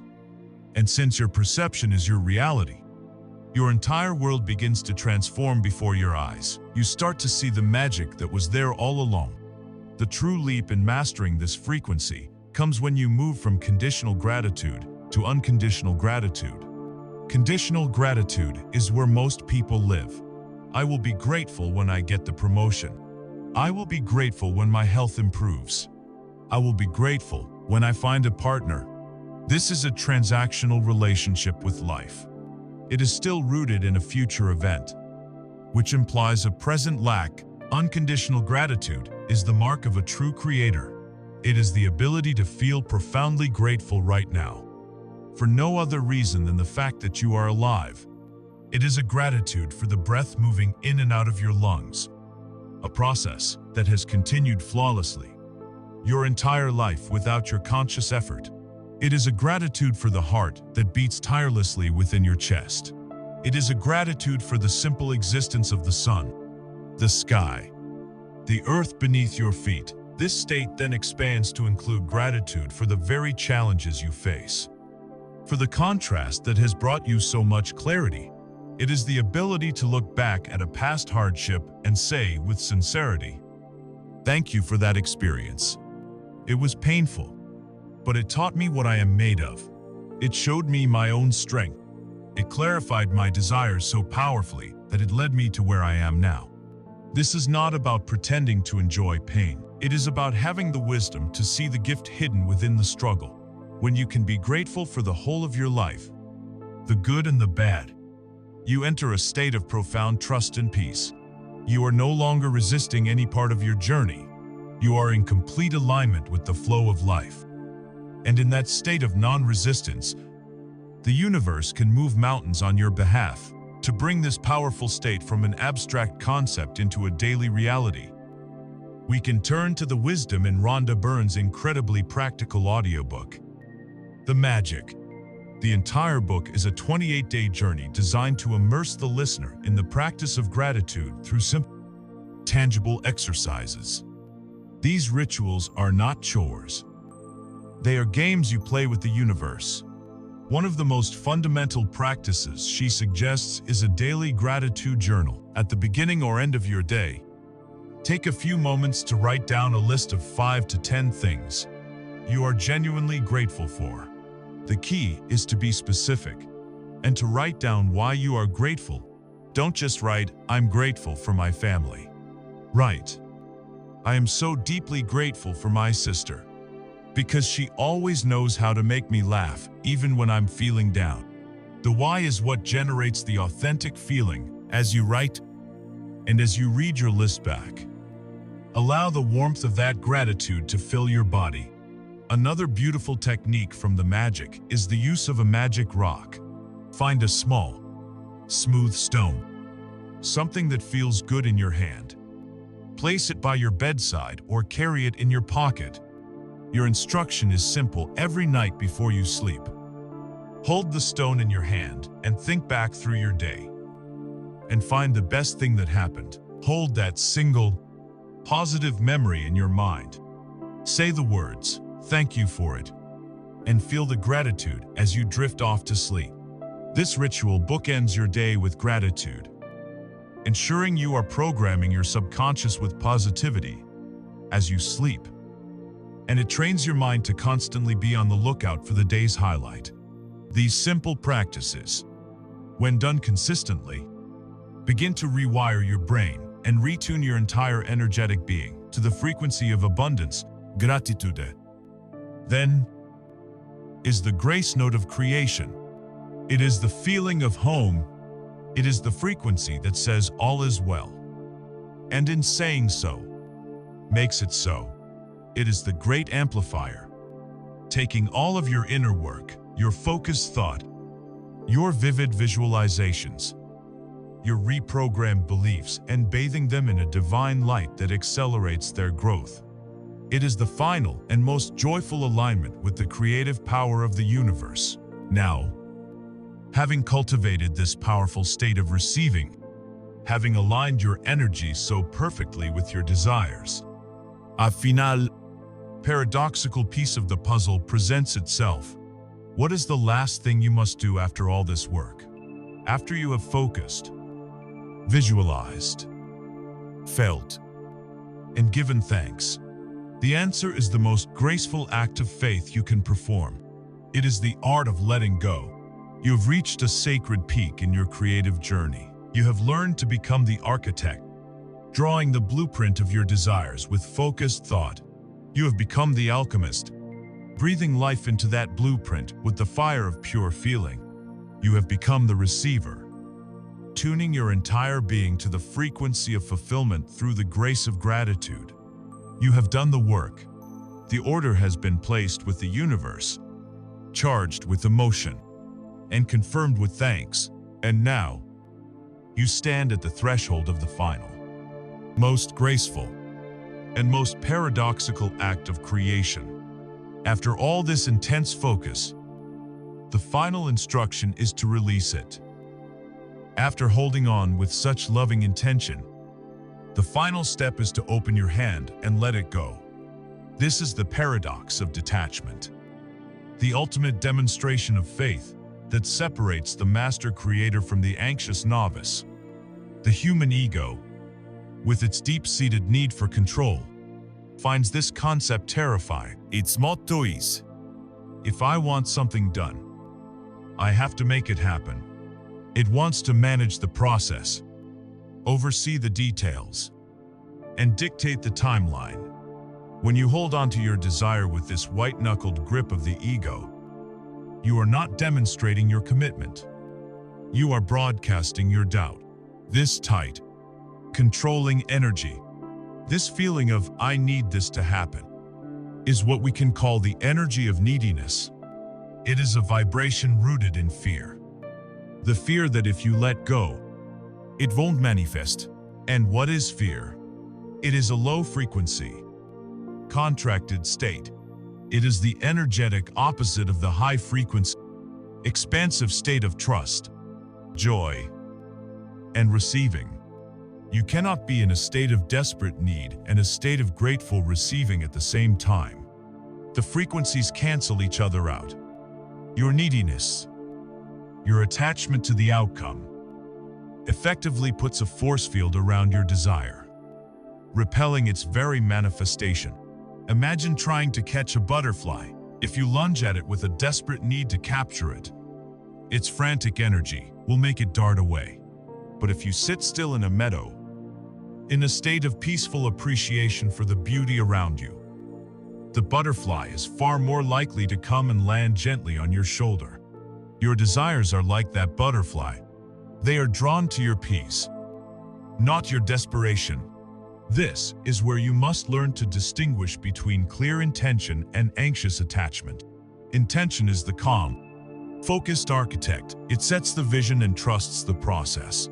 Attachment is the nervous, micromanaging foreman who constantly questions the builders and frets about delays. Intention is a statement of faith. I know this is coming. Attachment is a statement of fear. I'm scared this won't come. The work is to hold the intention in your heart, but release the attachment from your grip. How do you do this? By surrendering your personal timeline and your preconceived notions of how it must happen, and placing your trust in something far greater: divine timing. The universe, the universal mind, has a vantage point you cannot possibly have. It sees the entire cosmic tapestry, the intricate weaving of billions of lives and infinite possibilities. It knows the most elegant, efficient, and harmonious path for your desire to reach you. A path that may involve people you haven't met yet or events that haven't occurred. Your insistence that it must happen this way, by this date, is like giving a master chef a brilliant recipe and then standing over their shoulder telling them how to chop the onions. It disrupts the flow. Detachment is the act of trusting the chef. It is the profound faith that all is unfolding in perfect order for your highest good.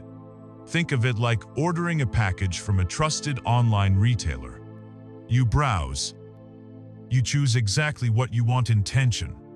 You put it in your cart and complete the purchase, feeling the excitement of knowing it is yours, feeling in gratitude. You receive an order confirmation. The universe acknowledges your signal. Now, what do? Do you stand by your front door for 3 days, wringing your hands, refusing to eat or sleep, worrying if the delivery truck will find your house? Of course not. You go about your life. You work. You play. You eat. You sleep. All with the calm, underlying knowing that your package is on its way. You have let go of the delivery process because you trust the system. This is the exact energy you must cultivate with your desires. Place your order with the universe, and then go live your life, trusting completely that the cosmic delivery system is at work. This profound spiritual discipline is explored with beautiful clarity in Michael A. Singer's masterful audiobook, The Untethered Soul. Singer uses a powerful metaphor, the inner thorn. He suggests that many of us have an old wound, a sensitive spot inside, a thorn lodged in our psyche. Perhaps it's a thorn of unworthiness, or abandonment, or failure. We then spend our entire lives constructing elaborate coping mechanisms to ensure nothing ever touches that thorn. Our desperate desire for $1 million might really be an attempt to build a fortress around a thorn of insecurity. Our desperate need for a romantic partner might be an attempt to soothe the thorn of loneliness. We think the manifestation will solve the problem of the thorn, but Singer teaches that true freedom comes not from building better defenses, but from having the courage to relax, to stop resisting, and to let the thorn work its way out. The act of detachment is the act of healing the thorn. It's realizing that you can be whole, peaceful, and joyful right now, without the external thing. When you do that, when you remove the desperate need for the desire to soothe your inner pain, you paradoxically free the desire to come to you effortlessly, not as a desperate remedy, but as a joyful addition to an already joyful life. So, the act of letting go is not passive. It is an active state of radical trust. It is the conscious decision to find your happiness in the present moment, not in a future outcome. It is about waking up and asking, how can I find joy today? What can I appreciate right now? By doing this, you perfectly align your vibration with the state of receiving, because you are no longer broadcasting the signal of waiting. You are broadcasting the signal of already happy, already whole. This is the frequency that a fulfilled desire can most easily lock onto. You have done your part. You have planted the seed and watered it with feeling. Now, you must trust the sun, the soil, and the season. You must allow the process of germination to occur in the unseen darkness, without constantly digging up the seed to see if it's growing. You have laid down your blueprint, charged it with the fire of feeling, and bathed it in the light of gratitude. Now, with the sublime faith of a master, you release it to the ethers. You open your hands, turn your face to the sun, and trust. But this state of graceful surrender does not mean you now sit in a chair and do nothing. It means you have stopped the frantic, effort-filled striving, and in its place, you have created a space for a new kind of action to emerge. An action that does not come from the anxious mind, but from the quiet whisper of the universe itself. This is the difference between hard work and holy work. This is the path of inspired action. You have done the deepest work of all. You have surrendered the outcome, released the white-knuckled grip of the ego, and placed your desire into the trusting hands of the universe. You are floating in the peaceful waters of detachment, and it is in this quiet space that a question naturally arises. What now? Do I simply do nothing? This is a profound misunderstanding of the creative process. Letting go of attachment does not mean embracing passivity. It means you have graduated from a life of frantic, forceful action to one of graceful, powerful, and infinitely more effective action. You have stepped out of the river of struggle and into the river of flow. There are two kinds of action you can take in this life, and understanding the difference is the key to effortless creation. The first is hard work. The second is inspired action. The paradigm of hard work, as our culture defines it, is born from the old energy of lack and fear. It is action taken from the analytical mind, the ego, which believes that success is a fortress that must be sieged through relentless effort and sacrifice. It operates on the premise that the universe is indifferent, and you must wrestle your desires from it through sheer force of will. This type of action feels heavy. It feels like pushing a boulder uphill. It is the cold calling of 100 names, the sending of 1,000 emails into the void, the working of 80-hour weeks fueled by caffeine, and the fear of failure.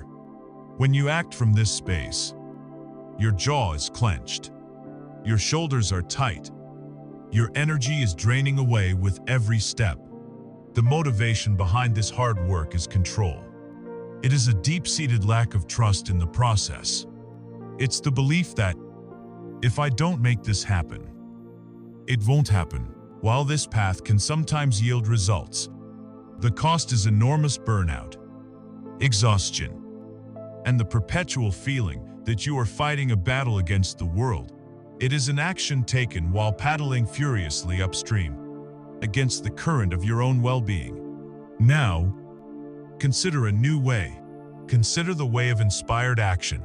This type of action does not originate in the striving, anxious ego. It arises from the quiet, still center of your being when you are in a state of alignment. It is born from the peace of detachment, the joy of gratitude, and the trust you have cultivated. It is the universe tapping you on the shoulder and whispering, "Psst." This way, inspired action feels light. It feels easy. It feels energizing and often joyful. It doesn't feel like pushing a boulder. It feels like taking a single, easy step downhill. It is not a forceful shove, but a gentle, irresistible nudge. This is the universe, having received your clear order, now delivering you the energetic breadcrumbs to lead you to its fulfillment. Your job is no longer to blaze the entire trail yourself, but simply to have the presence of mind to see the next breadcrumb at your feet, and the courage to pick it up. So, what do these energetic breadcrumbs look like in the real world? They are often subtle, and they rarely make logical sense to the analytical mind. It might be a sudden, inexplicable urge to call an old friend you haven't spoken to in years. It might be an idea that pops into your head while you're in the shower to read a specific book or watch a certain documentary. It might be the impulse to visit a coffee shop you've never been to before, or to take a different route home from work. It could be a conversation you overhear that contains the perfect piece of information you were needing. The ego will often dismiss these nudges as random, silly, or inefficient. Why would I call that person, it will ask. What's the point of going to that shop? The ego wants a grand, logical, 10-step plan. The universe operates on quiet, intuitive, one-step-at-a-time guidance. The key to distinguishing a true inspired action from an anxious impulse of the ego lies in how it feels in your body. Anxious action, born from fear, feels contracted and urgent. It comes with a pressure, a feeling of, I have to do this right now, or something bad will happen. It creates tension in your body. Inspired action, born from trust and alignment, feels expansive and calm. It might be exciting, but it's a joyful excitement, not a nervous one. It feels spacious. It feels right. There is no pressure attached. Only a simple, clear feeling of, that seems like a good idea. To hear these whispers, you must cultivate moments of quiet in your life. Through meditation, walks in nature, or simply turning off the noise of the world. You create the inner space necessary to perceive these subtle signals over the loud shouting of your own busy mind. Let us revisit our story of the two entrepreneurs, for it perfectly illustrates this principle. The first entrepreneur, operating from the hard work paradigm, believes success is a brutal numbers game. He buys a list of potential investors and begins the soul-crushing work of making hundreds of cold calls. Each call is filled with the energy of "I need something from you." He faces reaction after reaction, and with each no, his energy becomes more depleted. His belief in his own failure more solidified. He is trying to force his way into 100 locked doors.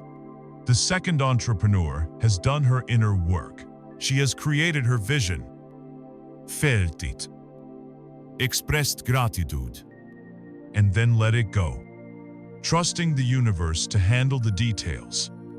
One afternoon, while in a calm and happy state, she gets a quiet, Simple idea.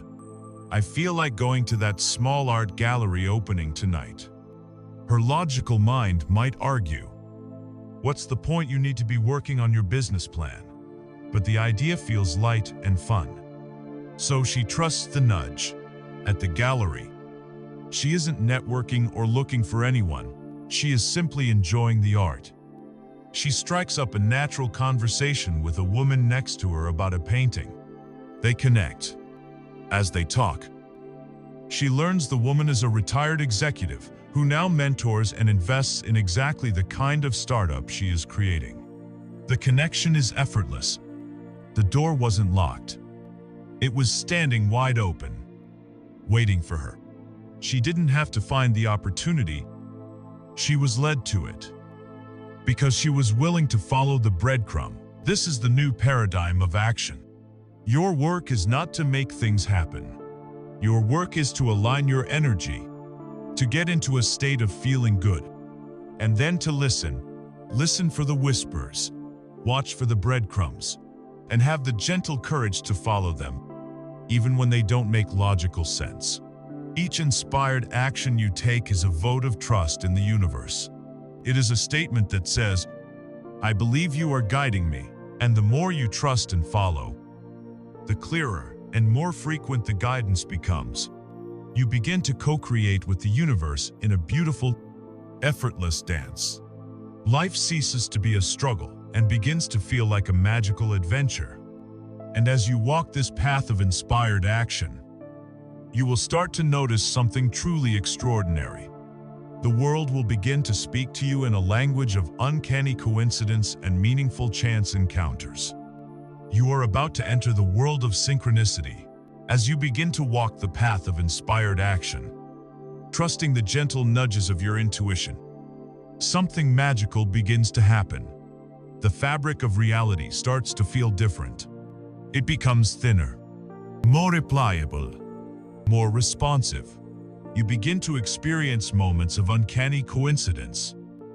Moments so perfectly timed and meaningful that to dismiss them as mere chance would be an act of willful blindness. Have you ever had one of those days where everything just clicks?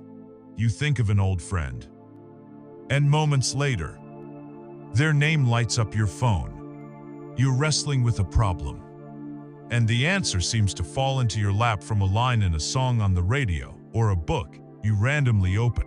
You decide to take a specific path, and it leads you to the exact person or opportunity you needed. This is not chance. This is the universe beginning to speak to you in its native tongue. This is the phenomenon of synchronicity. The term was famously coined by the great Swiss psychiatrist Carl Jung to describe what he called an acausal connecting principle, or more simply, a meaningful coincidence. A simple coincidence is random. Two people in a large city happening to wear the same coat.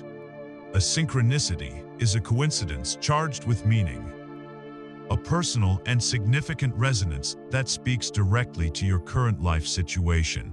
It is the external world arranging itself to reflect your internal state of mind. A wink from the cosmos to let you know you are seen, you are heard, and you are on the right track. When you begin to experience a flow of synchronicities, it is one of the most powerful signs that you have successfully shifted your energy. It is proof that you have moved out of the static of resistance and tuned your personal frequency to the clear, creative channel of the universe. The guidance system is now fully online. Why do these events start happening more frequently when you are in alignment? Because the universe is always communicating, always sending signals and signs. The problem was never with the broadcast. It was with our receiver. When we are stuck in the default mode, consumed by worry, fear, and negativity, our minds are too cluttered, our vibrational field too noisy to perceive these subtle connections. We are tuned to the station of static and struggle. But when you do your inner work, when you clarify your intention, cultivate positive feeling, and let go of attachment, you clean your signal. You become a clear channel, the reticular activating system in your brain. now programmed by your focus on positivity and possibility, begins to spot these meaningful connections that were there all along. Furthermore, your own aligned energy field begins to actively organize the quantum field around you. Like an electromagnet suddenly switched on, you begin to draw and arrange the filings of reality into coherent and meaningful patterns. You are no longer just an observer of reality. You are an organizing principle within it. These winks from the universe come in many forms, and learning to recognize them is part of the joy of this journey. One of the most common forms today is seeing repeating numbers, like 1111, RR, or 444, on clocks, license plates, or receipts. Often at moments when you are pondering a significant decision, another classic synchronicity is thinking of someone and having them immediately get in touch, or wanting to find information on a niche subject and having 3 different friends independently recommend the same book about it within a week. It can be as simple as having a question in your mind and turning on the television to hear the exact answer spoken by a character in a show. It can be as profound as feeling a sudden, inspired pull to go somewhere, and in doing so, avoiding a traffic accident or meeting a future life partner. These are not random accidents.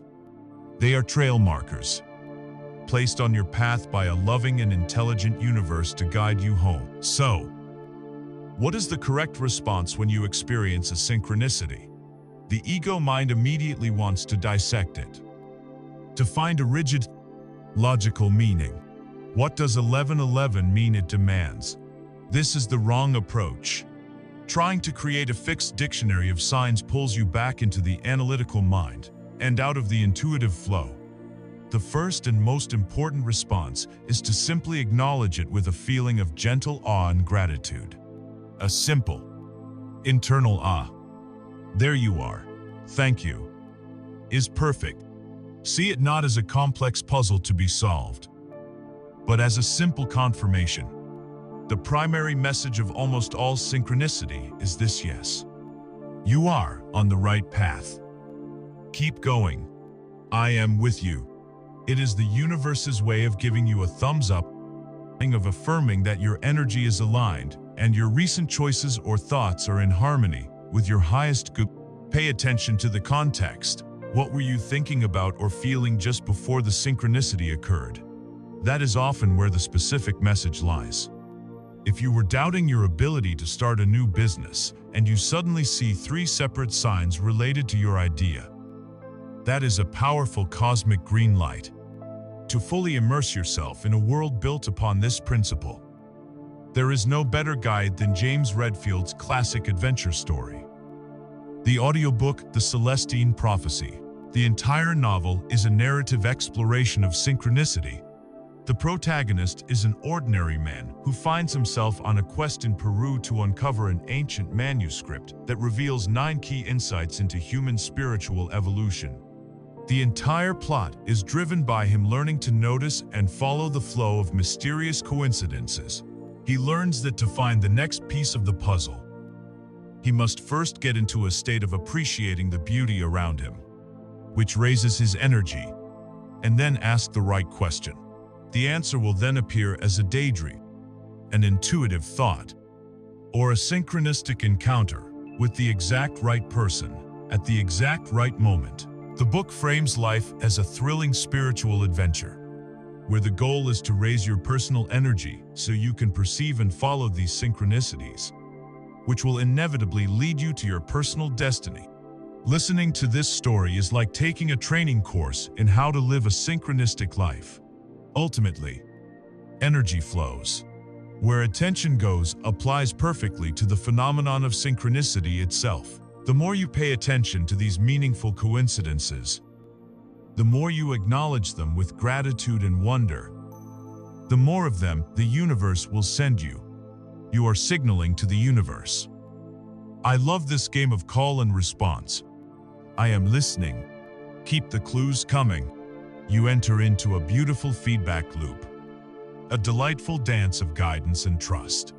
Life sheds its mundane predictability and takes on the shimmering quality of magic. You begin to walk through your days with a sense of wonder and expectation, knowing that at any moment, the world can send you a sign, a message, a perfectly timed miracle. You have learned to read the language of the universe in motion, and now that you have mastered the process of creation, it is time to turn your attention to applying these powerful principles to the great canvases of your life. Starting with the one that is so often fraught with struggle and limitation, the energy of money. You have learned to dance with the universe. You follow the whispers of inspired action and read the language of synchronicity. You have mastered the inner mechanics of creation. Now, it is time to apply this profound knowledge to the areas of your life you most wish to transform. And we begin with the one area that is, for so many, the source of the greatest stress, the deepest worry, and the most persistent feelings of lack: money. For centuries, we have been conditioned to see money as a purely external force, a thing to be chased, fought for, and hoarded. We have been taught that our financial reality is a result of the economy, our boss, our education, or our luck. But today, you will learn the truth. Money is not a thing. It is an energy. And like all energy, it does not respond to what you chase. It responds to the frequency you embody. Your wealth is not a reflection of the world outside. It is a mirror of your relationship with abundance inside. To heal your financial life, you must first heal your ideas about money itself. Our culture is rife with toxic, limiting beliefs about wealth. Beliefs so deeply ingrained, we don't even recognize them as such. We hear phrases like money is the root of all evil. A tragic misquoting of the original, the love of money is a root of all kinds of evil, which is a warning against obsession, not against resource itself. We are told that money doesn't grow on trees. Instilling a belief in scarcity and struggle, we absorb the idea that spiritual or good people shouldn't care about money, forcing a false choice between being pious and being poor. We are fed the overarching myth that there is a limited pie, that for one person to have more, another must have less. These beliefs are the bars of a cage you have been living in. Let us now take the key and unlock the door. The truth is that money is completely neutral. It is a form of energy, a tool, a medium of exchange that allows for the flow of value between people. Money is simply an amplifier. It makes a generous person more generous, allowing them to contribute to causes they believe in. It makes a creative person more creative, giving them the resources to bring their visions to life. It makes a greedy and fearful person more greedy and fearful, allowing them to build higher walls around themselves. The money itself has no character. It simply magnifies the character of its holder. You must give yourself permission to desire it without guilt. Desiring money is not a desire for paper. It is a desire for what it represents: freedom, choice, security, the ability to be generous, and the capacity to have a wider range of experiences in this beautiful life. Your financial reality is determined by which of two fundamental mindsets you have chosen as your home. The first is the scarcity mindset. Living here is like looking at the world through a lens of fear. From this perspective, there is never enough, not enough money, not enough time, not enough opportunities. It is a world of competition, a zero-sum game where another's success feels like a threat to your own. The person in scarcity focuses on what they lack. They stare at their bills with anxiety. They talk about how expensive everything is. They hoard what little they have for fear of it disappearing. The feeling of scarcity is one of constriction, of clutching, of a constant, low-grade tension in the body. It is a broadcast of not enough. And the universe faithfully responds by providing more experiences of not enough, The second reality is the abundance mindset. Living here is like looking at the world through a lens of trust and possibility. From this perspective, the universe is infinitely generous and creative. There are endless ideas, endless resources, endless opportunities. It is a world of collaboration and creation, where another's success is inspiring and seen as proof of what is possible for everyone. The person in abundance focuses on the value they can create and the gratitude they have for what is already present. They see money as a flowing river, not a stagnant pond. The feeling of abundance is one of expansion, of ease, of open hands, ready to both give and receive. This state of being is not dependent on the number in your bank account. You can be a millionaire living in a mental state of bitter scarcity, or you can have very little and live in a state of profound abundance. Your outer world will, however, eventually have to conform to your inner state. To become wealthy, you must first feel abundant. No one captures this shift with more modern wit and empowering fire than Jen Sincero in her audiobook. You are a badass at making money. Sincero, with her hilarious and no-nonsense approach, rips apart the excuses and limiting beliefs, what she calls our BS, that keep us from wealth. She tells her own story of going from a 40-year-old freelance writer living in a converted garage to a best-selling author and world-traveling speaker. Her journey is a testament to the power of changing your mindset. She teaches that the universe is eager to support you, but you must get out of your own way. You must raise your frequency, heal your past traumas around money, and have the audacity to declare what you are worth. Her book is a call to arms, a guide to stop treating money like a scary monster and start treating it like a beloved friend who wants to come and play with you. So how do you begin to cultivate this new relationship, this abundance mindset? It begins with small, practical rituals that signal your new intention to the universe. First, start treating the money you do have with respect. Stop crumpling bills in your pocket or letting your wallet be a chaotic mess. Organize your cash. Keep track of your finances. Not from a place of fear, but from the empowered stance of a CEO managing their company's assets. This act of stewardship sends a powerful message: I am responsible and ready for more.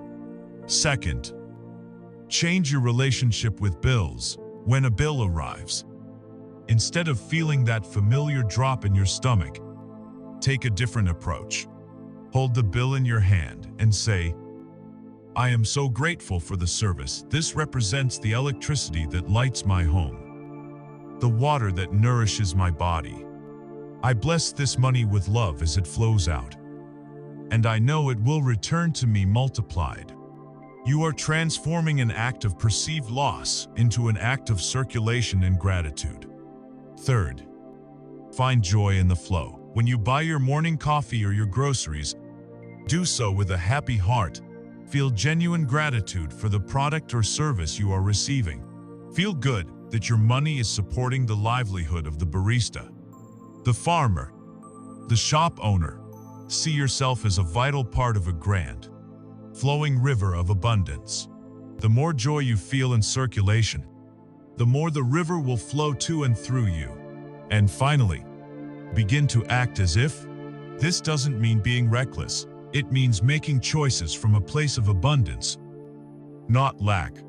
It might be as simple as buying the fresh, organic vegetables instead of the wilted, cheap ones, because you affirm that you are worthy of vibrant health.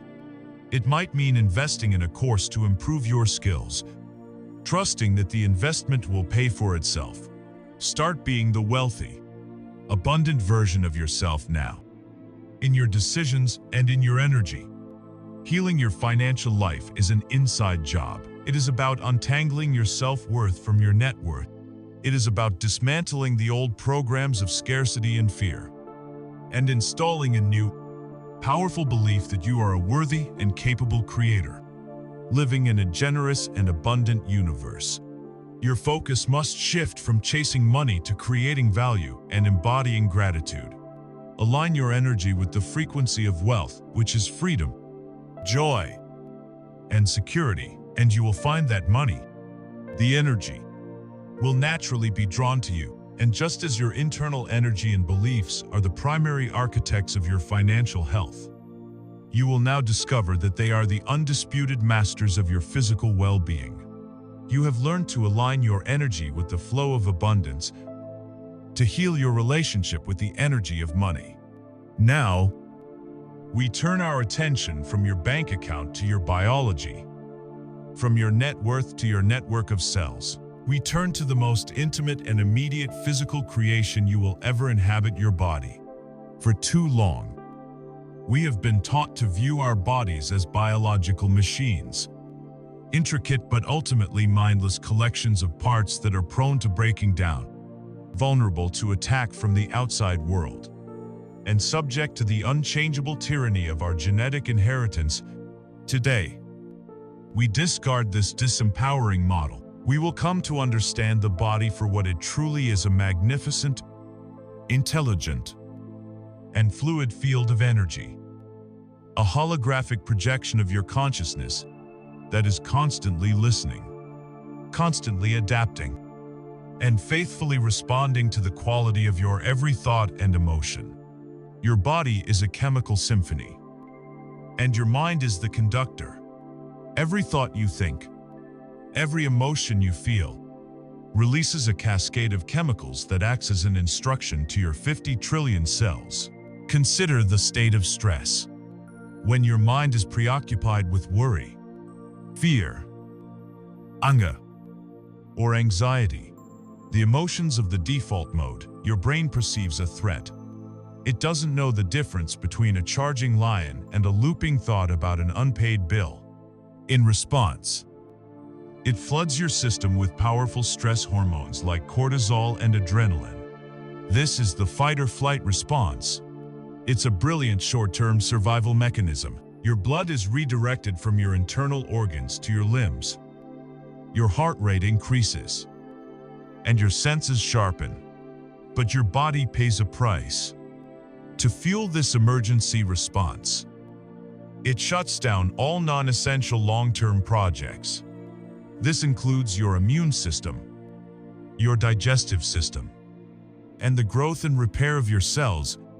When you live in a state of chronic stress, which is simply the result of chronic negative thinking, you are keeping your body in a perpetual state of emergency. You are sacrificing your long-term vitality and immunity for a crisis that exists only in your mind. Now, consider the opposite state. When your mind is filled with thoughts of love, joy, and gratitude, your brain conducts a completely different symphony. It releases a pharmacy of life-enhancing chemicals. It produces endorphins, which are more powerful than morphine, acting as natural painkillers and mood elevators. It releases oxytocin, the love hormone, which reduces anxiety and promotes feelings of connection and trust, creating the conditions for cellular repair. It generates dopamine and serotonin, which create feelings of pleasure and profound well-being. When you are in these positive emotional states, your body moves out of emergency mode and into growth and repair mode. Your immune system is enhanced, your digestion is optimized, and your cells are bathed in a chemical environment that promotes vibrant health and regeneration. The conclusion is inescapable: your emotional state, which is a direct result of your focus, is the primary architect of your physical health. Energy flows where attention goes, and your cells are the most immediate recipients of that flow. The scientific proof for this profound connection is laid out with breathtaking clarity in the essential audiobook, The Biology of Belief, by Dr. Sir Bruce Lipton. Dr. Lipton, a cellular biologist, made a discovery that should have revolutionized medicine. He found through his research that the life of a cell is not controlled by its genes, the physical blueprint. The life of the cell is controlled by its perception of its environment, which is registered by the receptors on the cell's membrane. Its version of a brain. It is the signal from the environment that tells the gene what to do. This field is called epigenetics. And what is the primary environment of your 50 trillion cells? It is the chemical composition of your blood. And what determines the chemical composition of your blood from moment to moment? Your perception of the world, which is translated into chemistry by your brain. If you perceive the world as a dangerous and hostile place, your brain releases stress hormones into the blood, telling your cells to go into a defensive, protective crouch. If you perceive the world as a safe, loving, and joyful place, your brain releases growth-promoting hormones into the blood, telling your cells to thrive, to connect, and to express their vitality. You are not a victim of your genes. You are the master chemist, creating the environment in which your cells either thrive or just survive. With this new understanding, your relationship with your body can transform from one of adversary to one of intimate partnership. When you experience a symptom or an illness, the old paradigm would have you see your body as failing or betraying you. The new paradigm invites you to see the symptom as a message, as a physical manifestation of a persistent, discordant energy. Your body is not your enemy. It is your most loyal biofeedback system, lovingly showing you where your energy has been misaligned. Your first step, then, is not to fight your body, but to thank it for the information and begin to change the signal. You can do this by speaking directly to the intelligence within your cells. This may sound strange, but remember, your cells are responding to your focused intention. Find a quiet moment. Place your hands over the area of your body that is experiencing a challenge. Close your eyes. And instead of flooding it with more energy of fear and worry, flood it with the energy of love and gratitude. You can speak to it silently or out loud. To the beautiful, intelligent cells of my liver, I am so sorry for the fearful and angry thoughts I have been feeding you. I release that now. I am flooding you with love. I am flooding you with golden, healing light. I thank you for your incredible work. I see you returning to your perfect head, divine blueprint of health. All is well. You are consciously changing the chemical bath, shifting from the toxic soup of stress to the healing elixir of love. Most importantly, you must apply the primary law, energy flows where attention goes. You must shift your dominant focus from sickness to wellness. This does not mean denying a symptom exists. It means you acknowledge it without fear.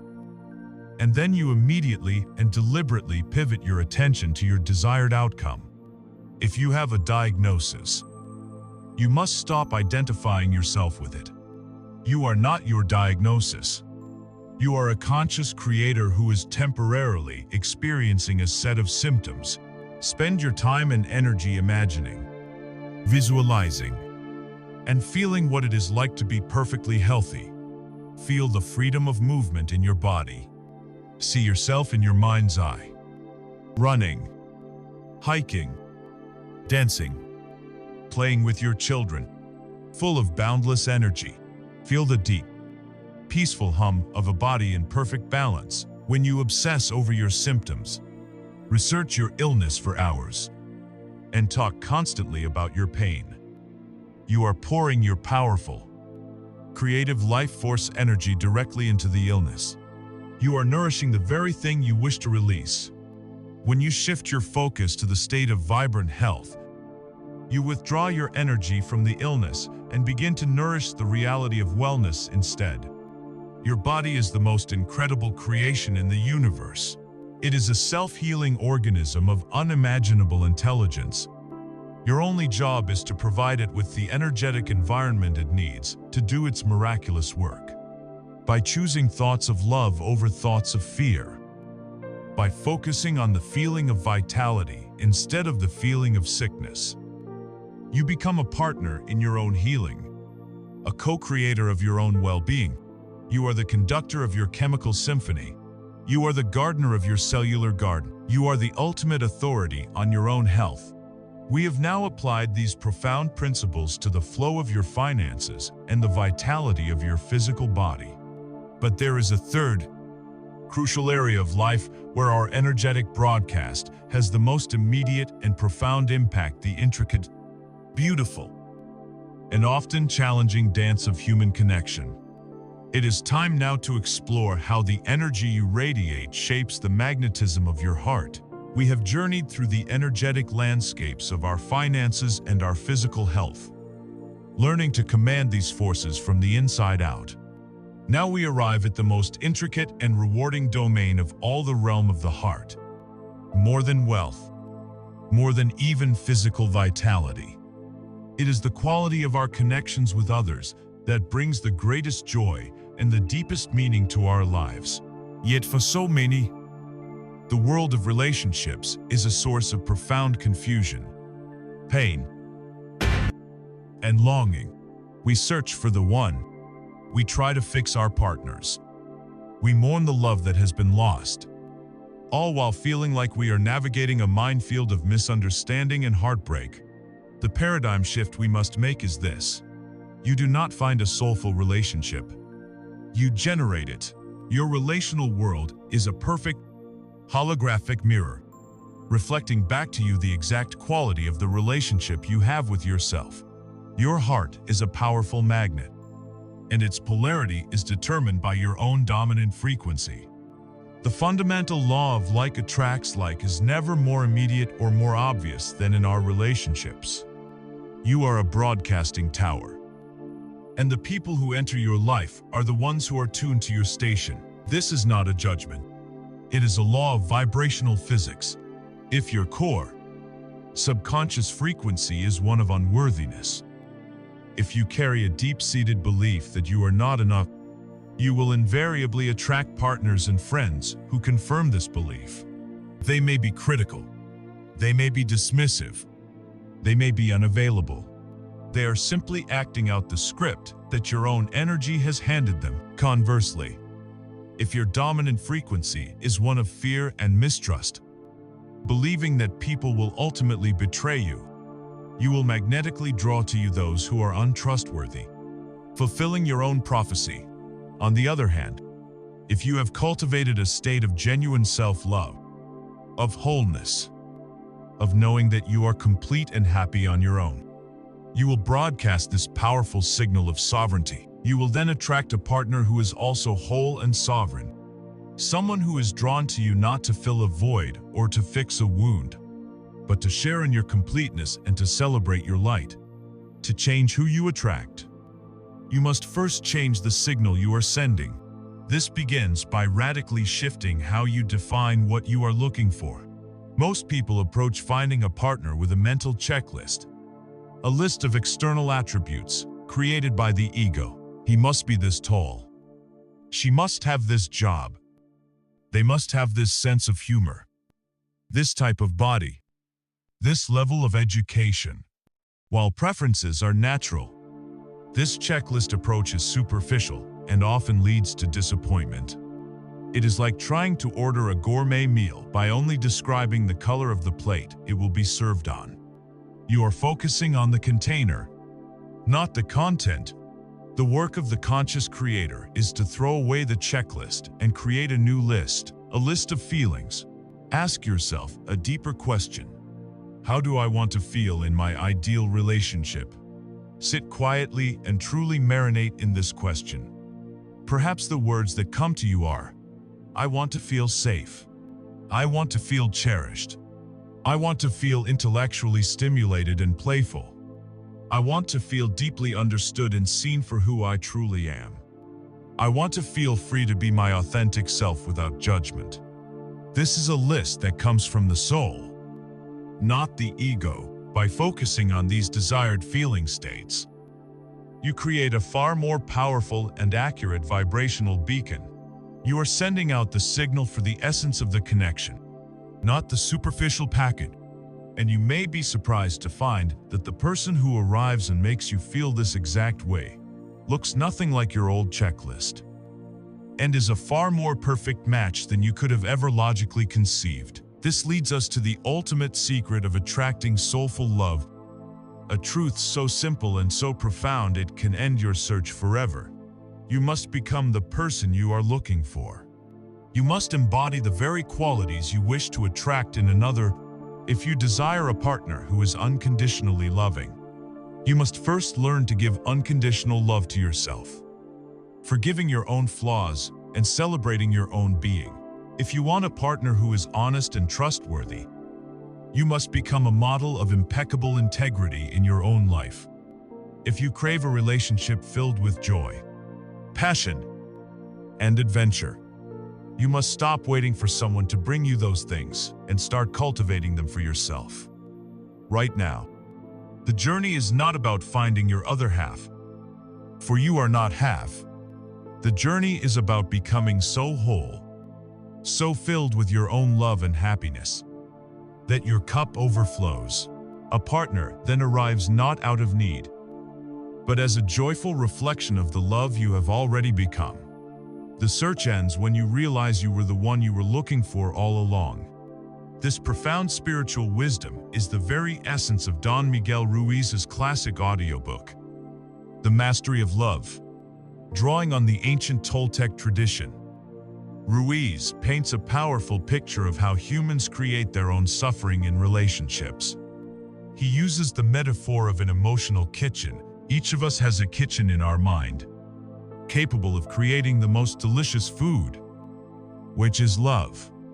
But because of our past wounds and fears, what he calls our emotional poison, we have contaminated our own food.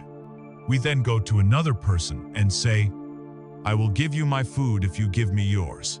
We enter into a relationship of control and need, each trying to get the good food from the other while avoiding their own poison.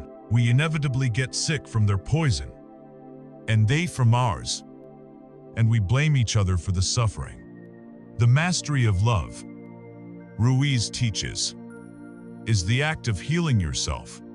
It is about cleaning your own kitchen, healing your own emotional wounds, and learning to produce a pure, unconditional love that doesn't need anything in return. When your kitchen is clean and your food is pure, you can share it freely, and you will only be attracted to others who have also done their own work. This same principle of focus can transform the relationships you are already in. The law of energy flows. Where attention goes is always at play.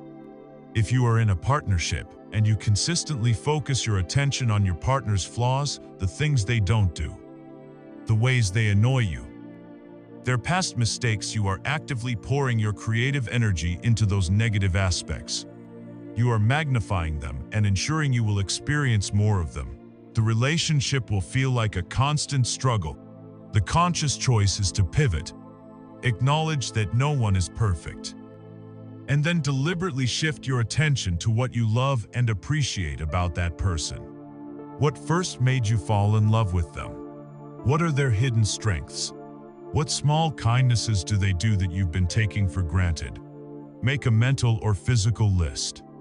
Express your appreciation out loud. When you withdraw your energy from what is wrong and pour it into what is right, the dynamic of the relationship can shift in miraculous ways. Your partner, responding subconsciously to your new appreciative frequency, will often begin to show you more of the qualities you are focusing on. You can change your relationship without changing your partner, by simply changing your own point of focus. Ultimately, your relational world is a grand feedback system. It is a mirror showing you the beauty and the wounds within your own heart. To create relationships that are soulful, joyful, and supportive, you must first create a soulful, joyful, and supportive relationship with yourself. Become the love you wish to receive, and the world will have no choice but to reflect that love back to you in the faces of those you meet. We have now explored how our energy, through our thoughts and feelings, shapes our wealth, our health, and our connections. But there is one more creative tool we use every single day, often with no awareness of its power. What about the very words we speak? What vibrational force is carried on the sound of our own voice? We have explored the silent, creative forces of thought and feeling, the inner architecture of reality. Now, we arrive at the tool that gives this inner world a voice. We arrive at the power of your words. We are taught to think of words as mere labels, as functional tools for communication, conveying information from one mind to another. This is a tragically limited view. A word, whether spoken aloud or held silently in the mind, is not a static label. It is a dynamic event. It is a packet of energy, a structured vibration, a spell you cast into the universe hundreds, even thousands of times a day. Your language is not just describing your reality. It is actively creating it. Every sentence you utter is either a prayer or a curse, building your future or reinforcing the limitations of your past. This may sound like a poetic exaggeration, but the idea that vibration, particularly sound and focused intention, can shape physical matter has been explored in fascinating ways. Perhaps the most visually stunning illustration of this principle comes from the work of the late Japanese researcher, Dr. Masaru Emoto. Presented in his books and films, Dr. Emoto conducted a series of experiments where he would expose flasks of water to different words, thoughts, and music. He would then flash freeze droplets from these flasks and photograph the ice crystals that formed. The results were breathtaking. Water that had been exposed to loving, positive words like thank you and love formed beautiful, complex, and symmetrical snowflake-like crystals. In stark contrast, water that had been exposed to negative, hateful words like I hate you or you fool formed distorted, chaotic, and unpleasant-looking structures, or failed to form crystals at all. While the scientific community debates his methodology, the visual power of his work offers a profound metaphor for us to consider. If our words and intentions can have such a visible effect on a glass of water, what effect must they be having on our own bodies, which are comprised of approximately 70% water? What crystalline structures of beauty or chaos are you building within your own cells? With the words you speak every single day, the most powerful words you will ever speak, the two words that act as the master command for your subconscious mind and the universe at large, are the words I am. Whatever you place after I am is a declaration of your identity.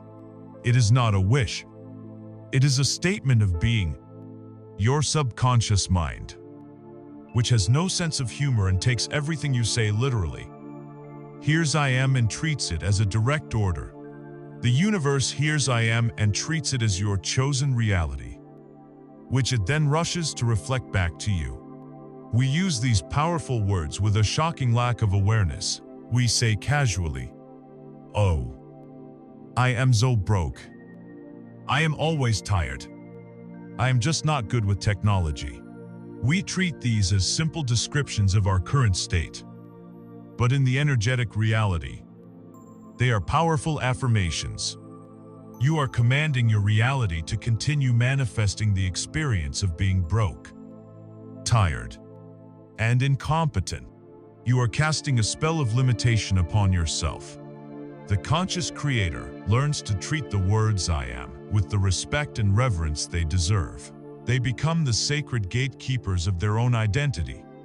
This requires a profound shift in language.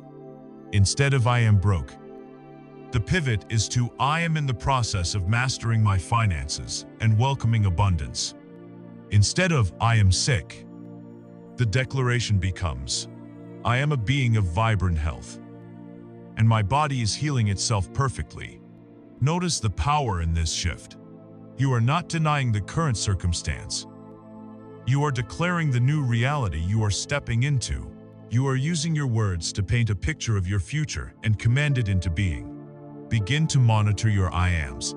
Catch yourself when you use them to affirm a limitation, and lovingly pivot to a statement that affirms your power and your desired future. This single change in your linguistic habits can revolutionize your life. This principle extends beyond I am to your entire vocabulary. A primary way we sabotage our own happiness is through the habit of complaining. To complain is to go into exquisite, detailed focus on what you do not want. It is a powerful form of negative visualization. When you complain about the traffic, your job, or your health, you are pouring your life force energy into the very things that frustrate you. You are telling the universe, more of this, please. And the universe, ever obedient, oblivious, gossiping about others, speaking ill of them, works in the same way. The low-frequency energy of judgment and criticism you send out does far more damage to your own vibrational field than it does to the person you are speaking about. You are steeping yourself in negativity, lowering your own frequency, and making yourself a match for more negative experiences. The antidote is to begin speaking your world into existence deliberately.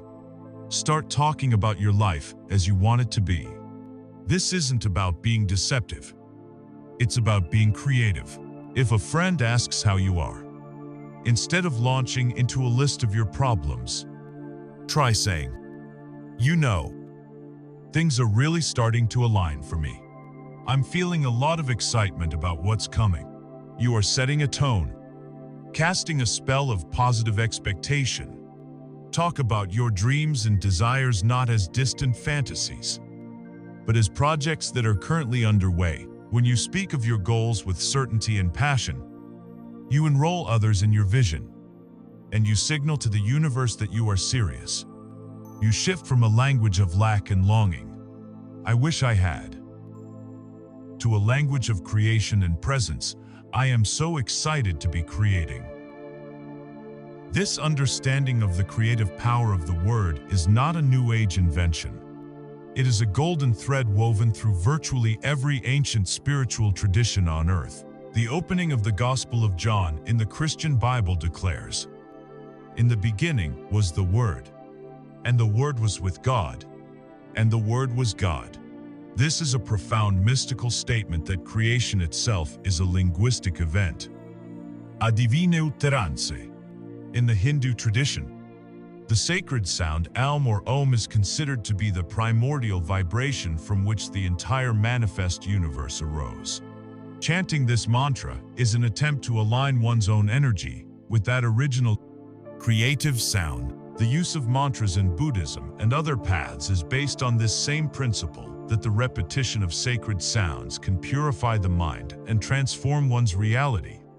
The ancient Egyptians believed in the power of Hekau, or magical speech, believing that words spoken with the correct intonation and intention could influence the gods and shape reality. These traditions all understood what modern physics is beginning to confirm. Our universe is vibrational, and the spoken word is one of the most powerful tools we have to direct that vibration. Your words are the brush strokes with which you paint the canvas of your life. Every syllable is a dab of color. Every sentence, a line. Are you painting a masterpiece of joy, abundance, and love? Or are you smearing the canvas with the muddy, gray colors of complaint, worry, and self-doubt? The choice is yours in every moment. By becoming a conscious speaker, by choosing words that uplift, empower, and affirm the reality you desire, you align yourself with the greatest creative forces in the cosmos. You are speaking your world into being. Now that you have learned to master the energy of your inner world and the words that give it voice, it is time to turn your attention to the space in which you live. How can you transform your physical environment from a random collection of objects into a powerful energetic ally that supports and amplifies your intentions? It is time to learn how to create sacred space. You have now become the conscious conductor of your inner world. You have learned to choose your thoughts, to feel your desired reality, and to speak your truth with creative power. But the energy you cultivate does not end at the boundary of your skin. It radiates outwards, a constant broadcast that interacts with and is influenced by everything around you. This brings us to the next essential layer of conscious creation, your physical environment. We tend to think of our homes and workspaces as mere shelters, as passive backdrops to our lives, but your environment is not passive. It is an active participant in your energetic reality. It is either a reflection of your past limitations or a launching pad for your future self. It is either a cluttered attic of stagnant energy or a sacred temple designed to nourish, support, and amplify your highest intentions. Today, you will learn how to transform your space into a powerful energetic ally. The first and most fundamental principle is this: physical clutter creates energetic clutter. Every object in your space, from the pile of mail on the counter to the clothes you haven't worn in a decade, holds a certain energy and commands a tiny fragment of your attention. When your space is filled with disorganized, unused, and unloved items, it creates an environment of stagnation. The energy cannot flow. It becomes heavy, chaotic, and mentally draining, making it difficult to think clearly, feel motivated, or welcome new opportunities into your life. The ancient Chinese art of feng shui is built entirely on this understanding, that the healthy flow of life force energy, or qi, through your environment is essential for a healthy and prosperous life. Clutter is the energetic equivalent of a dam, blocking the river of abundance from flowing freely to you. Much of this clutter is also an anchor to the past, that gadget you bought but never used, the gift you keep out of guilt, the clothes that represent an old version of yourself. These things keep you energetically tethered to past identities and decisions, preventing you from fully stepping into your new reality. To create a new future, you must first release the physical artifacts of your past. There is no greater guide to this transformative process than Marie Kondo's celebrated audiobook, The Life-Changing Magic of Tidying Up. Her method is not just about cleaning. It is a profound spiritual practice of conscious choice. She teaches you to take every single item you own into your hands and ask one simple, powerful question. Does this spark joy? This question is a direct line to your intuition, a tool for vibrational alignment. You are not asking, is this useful? Or did this cost a lot of money? You are asking, does the energy of this object raise my own energy? Through this process, you are training yourself, item by item, to surround yourself only with things that you love, things that support the person you are becoming. Her instruction to thank each item before letting it go is a beautiful ritual of release. You are not discarding your past with resentment. You are thanking it for the lessons it taught you and releasing it with gratitude, making peaceful, intentional space for the new to enter. Clearing your physical clutter is one of the fastest and most powerful ways to signal to the universe that you are ready for a fresh start. Once your space is cleared of stagnant energy, the next step is to actively fill it with high-frequency, supportive vibrations. You can become an energy artist, intentionally curating the atmosphere of your home. Start with sound. You can clear dense or heavy energy from a room using sound healing tools. Ringing a bell or a Tibetan singing bowl, or even just clapping your hands sharply in the corners of a room, can break up old energetic patterns. You can then fill the space with high-frequency music, whether it's the complex harmonies of classical music, the pure tones of solfeggio frequencies, or the calming resonance of spiritual chants. Next, consider scent. Our sense of smell is powerfully linked to our emotional centers. Using an essential oil diffuser can instantly shift the mood of a room. Citrus scents like lemon and orange are uplifting and energizing, while scents like lavender and chamomile are calming and peaceful. The ancient practice of smudging, respectfully borrowed from indigenous traditions, involves burning sacred herbs like sage or woods like Palo Santo to cleanse a space of negative energy and invite in blessings. Then there is light and life. Maximize the amount of natural sunlight in your space by keeping windows clean and curtains open. Sunlight is a natural source of life force and vitality. In the evenings, the warm glow of candles can create a soft, sacred atmosphere, perfect for meditation or quiet reflection. And crucially, bring living things into your environment. Houseplants are not just decoration. They are living beings that literally purify your air and infuse your space with vibrant, growing life force. A simple vase of fresh flowers can instantly raise the vibration of an entire room. Finally, curate your space with meaningful objects. Your home should be a three-dimensional vision board. Surround yourself with things that inspire you and remind you of your goals. This could be a piece of art that makes you feel expansive, a collection of crystals chosen for their specific energetic properties, photographs of your loved ones that evoke feelings of joy, or a stack of books that represent the knowledge and wisdom you are calling into your life. Your environment should be a constant, loving affirmation of the life you are creating. In our modern world, this concept of environment extends beyond our physical walls. Our digital spaces are now a primary environment in which our consciousness dwells. You must perform a digital declutter with the same intention. Apply the Spark Joy principle to your social media feed. Unfollow any account that consistently makes you feel inadequate, angry, or anxious. Curate your feed so that it becomes a source of inspiration, beauty, and encouragement. Unsubscribe from the dozens of email lists that clutter your inbox and drain your attention. Be fiercely intentional about the news and media you consume. Choose to nourish your mind with information that empowers you, rather than stories that feed your fear. This curation extends finally to your personal energetic space, your auric field. You must learn to set healthy energetic boundaries. This means learning to say no to social events or requests that you know will drain you. It means lovingly limiting your time with energy vampires, those people who seem to live in a state of complaint and negativity, and who leave you feeling exhausted after every interaction. This is not about judging them. It is about honoring your own well-being. You are the gatekeeper of your own energy.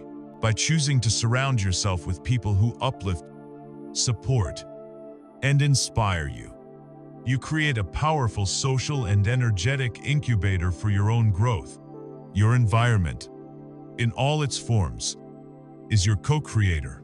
It is constantly speaking to you and influencing your energy field. By taking conscious control of it, by clearing away the old and intentionally cultivating an atmosphere of beauty, life, and inspiration, you create a powerful harmony between your inner world and your outer world. Your home becomes a sanctuary. Your workspace becomes an engine of creativity, and your entire life becomes a sacred space, perfectly designed to support the magnificent becoming of your highest self. Having now mastered the art of shaping your inner and outer worlds, you are ready to align this incredible power with your deepest calling, and to step into a state of effortless mastery known as your zone of genius. You have journeyed from the foundational laws of the universe to the innermost workings of your own mind. You have learned to direct your energy, to master your emotions, to choose your words, and to shape your environment. You have become a conscious creator, equipped with a powerful toolkit for manifesting your desires. And so, we arrive at the ultimate question, the one that gives meaning to all this work. To what end? For what purpose will you use this magnificent creative power? The answer lies in aligning all that you have learned with the deepest calling of your soul. It is about moving beyond manifesting a better life and into the realm of living a purpose-driven one. This is the final and most fulfilling application of the great law directing the flow of your energy toward your unique zone of genius. Your purpose is not a job title that you must find like a hidden treasure. It is not a single, rigid destination.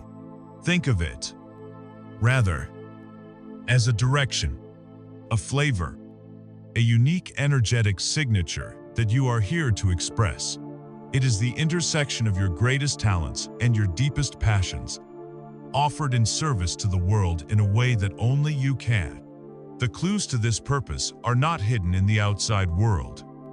They are scattered throughout your own life, waiting for your attention. What did you love to do as a child? Before the world told you what was practical or respectable, what activities today make you lose all track of time, immersing you so completely that hours feel like minutes? This is the feeling of flow. And it is a giant, blinking arrow pointing toward your genius. What problem in the world breaks your heart and makes you say, "Someone really should do something about that"? Perhaps that someone is you. Your greatest passion is often hidden inside your greatest compassion. And finally, what do you love to do so much that you would gladly do it for free? The answer to that question is what you should be doing. And when you do it with your whole heart, the universe will ensure that you are compensated abundantly. To help us map this terrain of purpose, we turn to the life-changing audiobook, The Big Leap by Gay Hendricks. Hendricks provides a brilliant framework for understanding where we spend our time and energy, dividing our activities into 4 distinct zones. The first is the zone of incompetence. These are the things you're simply bad at. We try to avoid these. The second is the zone of competence. These are the things you can do, but plenty of other people can do them just as well. Many people build entire careers here, living a life of functionality without fulfillment. The third, and most seductive trap, is the zone of excellence. This is where you are highly skilled, perhaps one of the best. You receive praise, promotions, and significant income in your zone of excellence.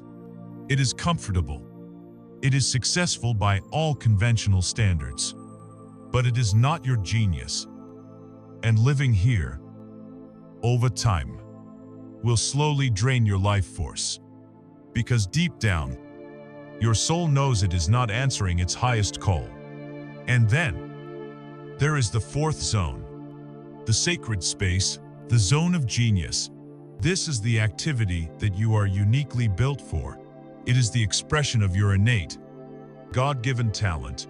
When you are operating in your zone of genius, work ceases to be work and becomes pure, joyful, creative expression.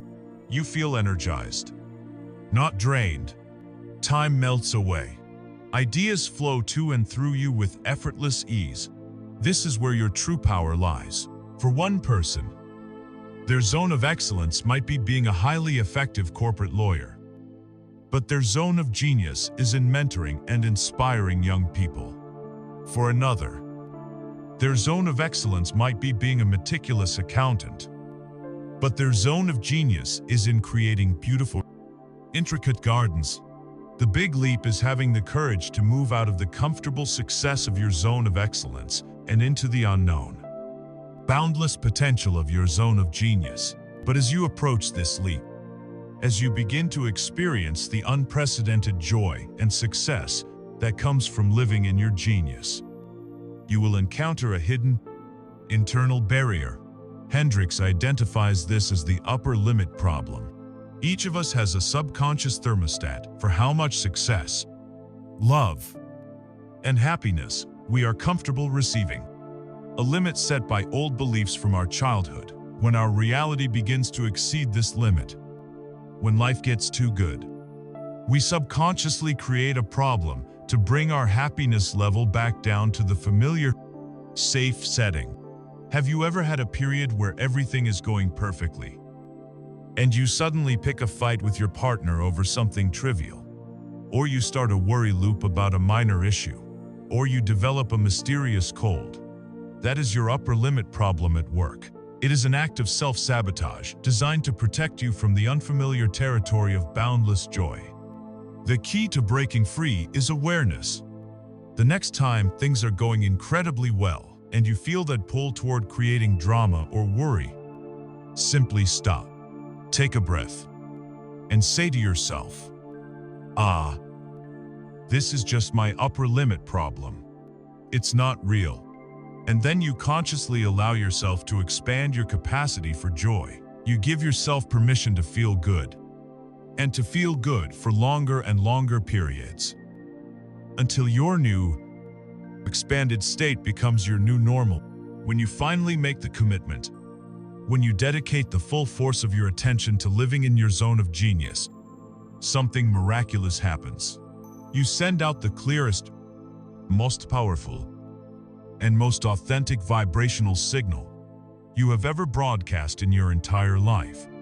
You are telling the universe, "This is who I am. This is what I was born to do." And the universe, which planted that seed of genius within you, responds with an overwhelming conspiracy of support. The right people, the perfect resources, the inspired ideas, the synchronous opportunities, they all begin to flow to you with a speed and grace that will leave you breathless. You are no longer trying to swim against the current. You have become the current. You are a pure channel for divine energy to flow through you and into the world.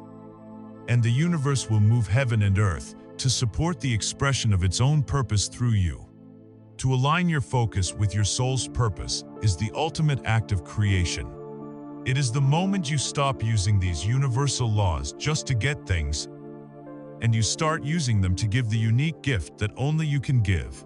It is the convergence point where what you love to do, what you are uniquely gifted at, and what the world is calling for, all meet in a single, glorious expression of your being. This state of profound alignment, where you are so completely immersed in the joyful expression of your purpose that you lose all track of time and self, has a name. It is the destination we have been traveling towards this entire journey. It is the ultimate state of effortless manifestation. It is the state of flow. We have arrived at the summit. Our journey has taken us from understanding a single, powerful law, all the way to aligning our life's work with the calling of our soul. You have learned to stand in your zone of genius, that sacred intersection of your unique talent and your deepest joy. And it is here, in this elevated state, that you begin to experience the ultimate expression of a consciously created life. It is a state revered by the greatest artists, athletes, scientists, and mystics throughout history. It is a state where the separation between you and your activity dissolves, where time itself seems to bend, and where inspired creation happens not by you, but through you. This is the pinnacle of human experience, the destination of our entire journey. This is the state of flow. The concept of flow was brought into the light of modern understanding by the celebrated psychologist Mihaly Csikszentmihalyi. In his seminal audiobook, Flow, The Psychology of Optimal Experience, he set out to answer a simple question: what makes a life worth living? Through decades of research studying people from all walks of life, from surgeons in the operating room to rock climbers on a cliff face, from chess masters in a tournament to weavers at a loom, he discovered a common thread. The moments of deepest satisfaction and peak performance all shared a unique set of characteristics. He called this state flow. When a person is in flow, their experience is marked by an intense and focused concentration on the present moment. Action and awareness merge. You are no longer thinking about what you are doing. You simply are the doing. There is a profound loss of reflective self-consciousness. That nagging inner critic, the ego with its fears and judgments, goes completely silent. And paradoxically, This loss of self leads to a stronger sense of self afterwards. There is a feeling of serene control, a confidence that you can handle the task at hand. And perhaps, most famously, your sense of time becomes distorted. Hours can feel like minutes, or moments can seem to stretch out into an eternity of perfect clarity. The experience is what he called autotelic, meaning the reward is the activity itself. You are not doing it for a future payoff. You are doing it for the sheer joy and immersion of the process. Csikszentmihalyi discovered that the primary condition for entering a flow state is a perfect balance between the perceived challenge of a task and your own perceived skill level. Imagine a graph where the vertical axis is challenge and the horizontal axis is skill. If the challenge is too high for your current skill level, you enter a state of anxiety and stress. If your skill level is far higher than the challenge presented, you enter a state of boredom and apathy. Flow exists in the narrow, exhilarating channel right between anxiety and boredom. It is the sweet spot where you are stretched to the very limit of your abilities, but not beyond them. Now, let us overlay this psychological model onto the metaphysical framework we have built. What is setting a clear, challenging goal? It is the act of focused intention. And what is developing your skill? It is all the inner work you have done to this point. Mastering your focus, aligning your emotions, reprogramming your beliefs, and showing up to practice your unique gifts. Your zone of genius, by its very definition, is the arena where your skills are at their absolute highest. Therefore, by committing to a challenging and meaningful project within your zone of genius, you are deliberately creating the perfect conditions to enter a state of flow. Here is where we connect it all back to the effortless creation you seek. The flow state is the ultimate state of manifestation because it is a state of absolute non-resistance. The ego, with all of its limiting beliefs, its doubt, its fears, and its need to control, has temporarily stepped aside. It is on vacation. In its absence, you become a pure, open, and frictionless channel for the creative energy of the universe to pour through you. You are no longer trying to force a creation with your own limited personal will. You are allowing the infinite intelligence of the universal mind to express itself through your unique skills and talents.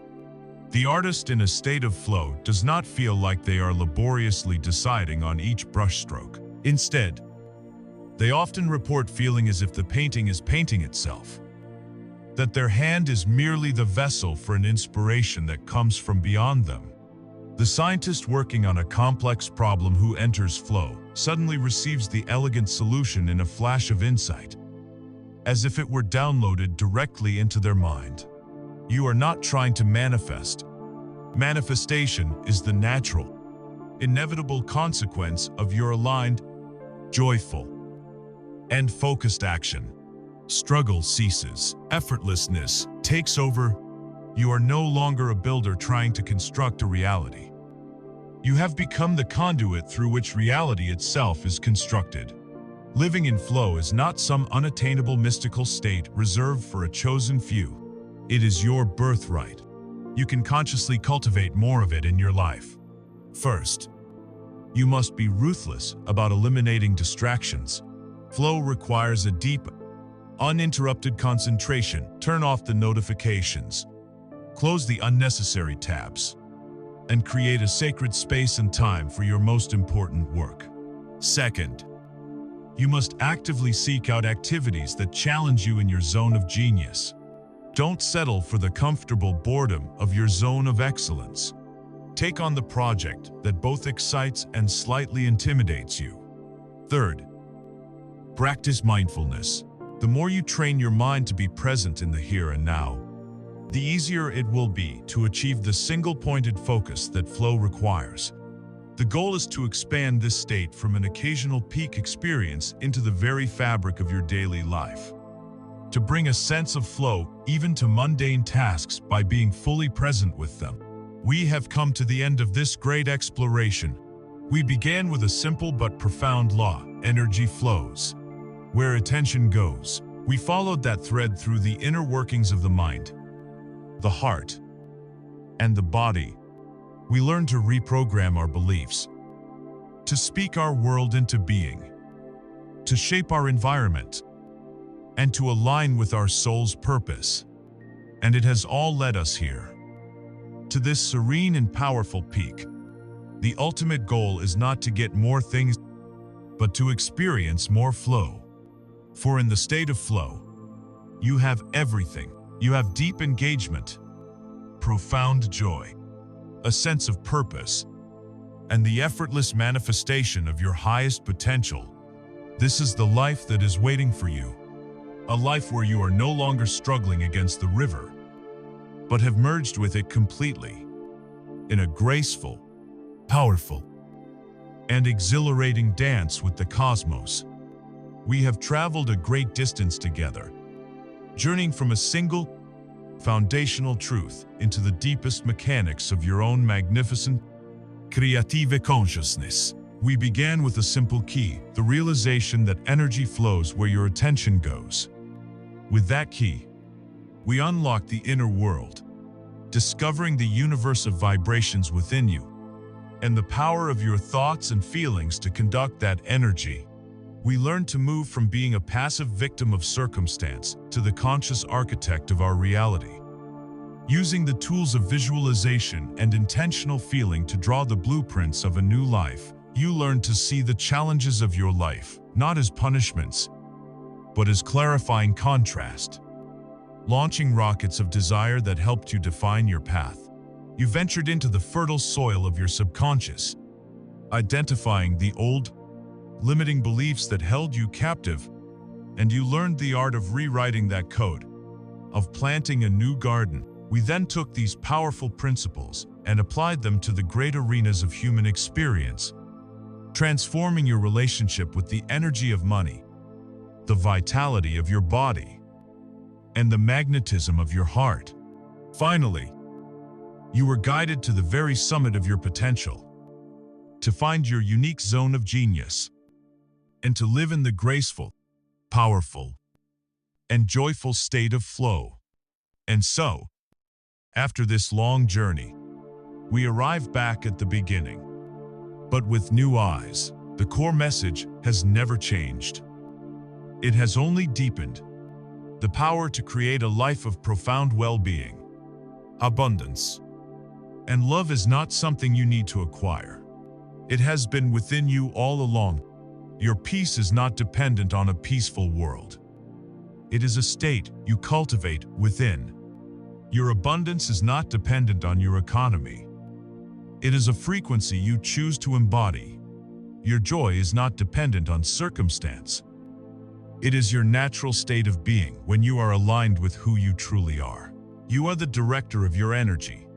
You are the ultimate authority in your life. The entire universe is a vast, intelligent, and loving field of potential, waiting, always waiting, for the signal of your focused attention, to tell it what beautiful form to take next. Do not let this just be information that you have heard. Let it be a truth that you live. The wisdom contained in the great audiobooks we have discussed are not just stories.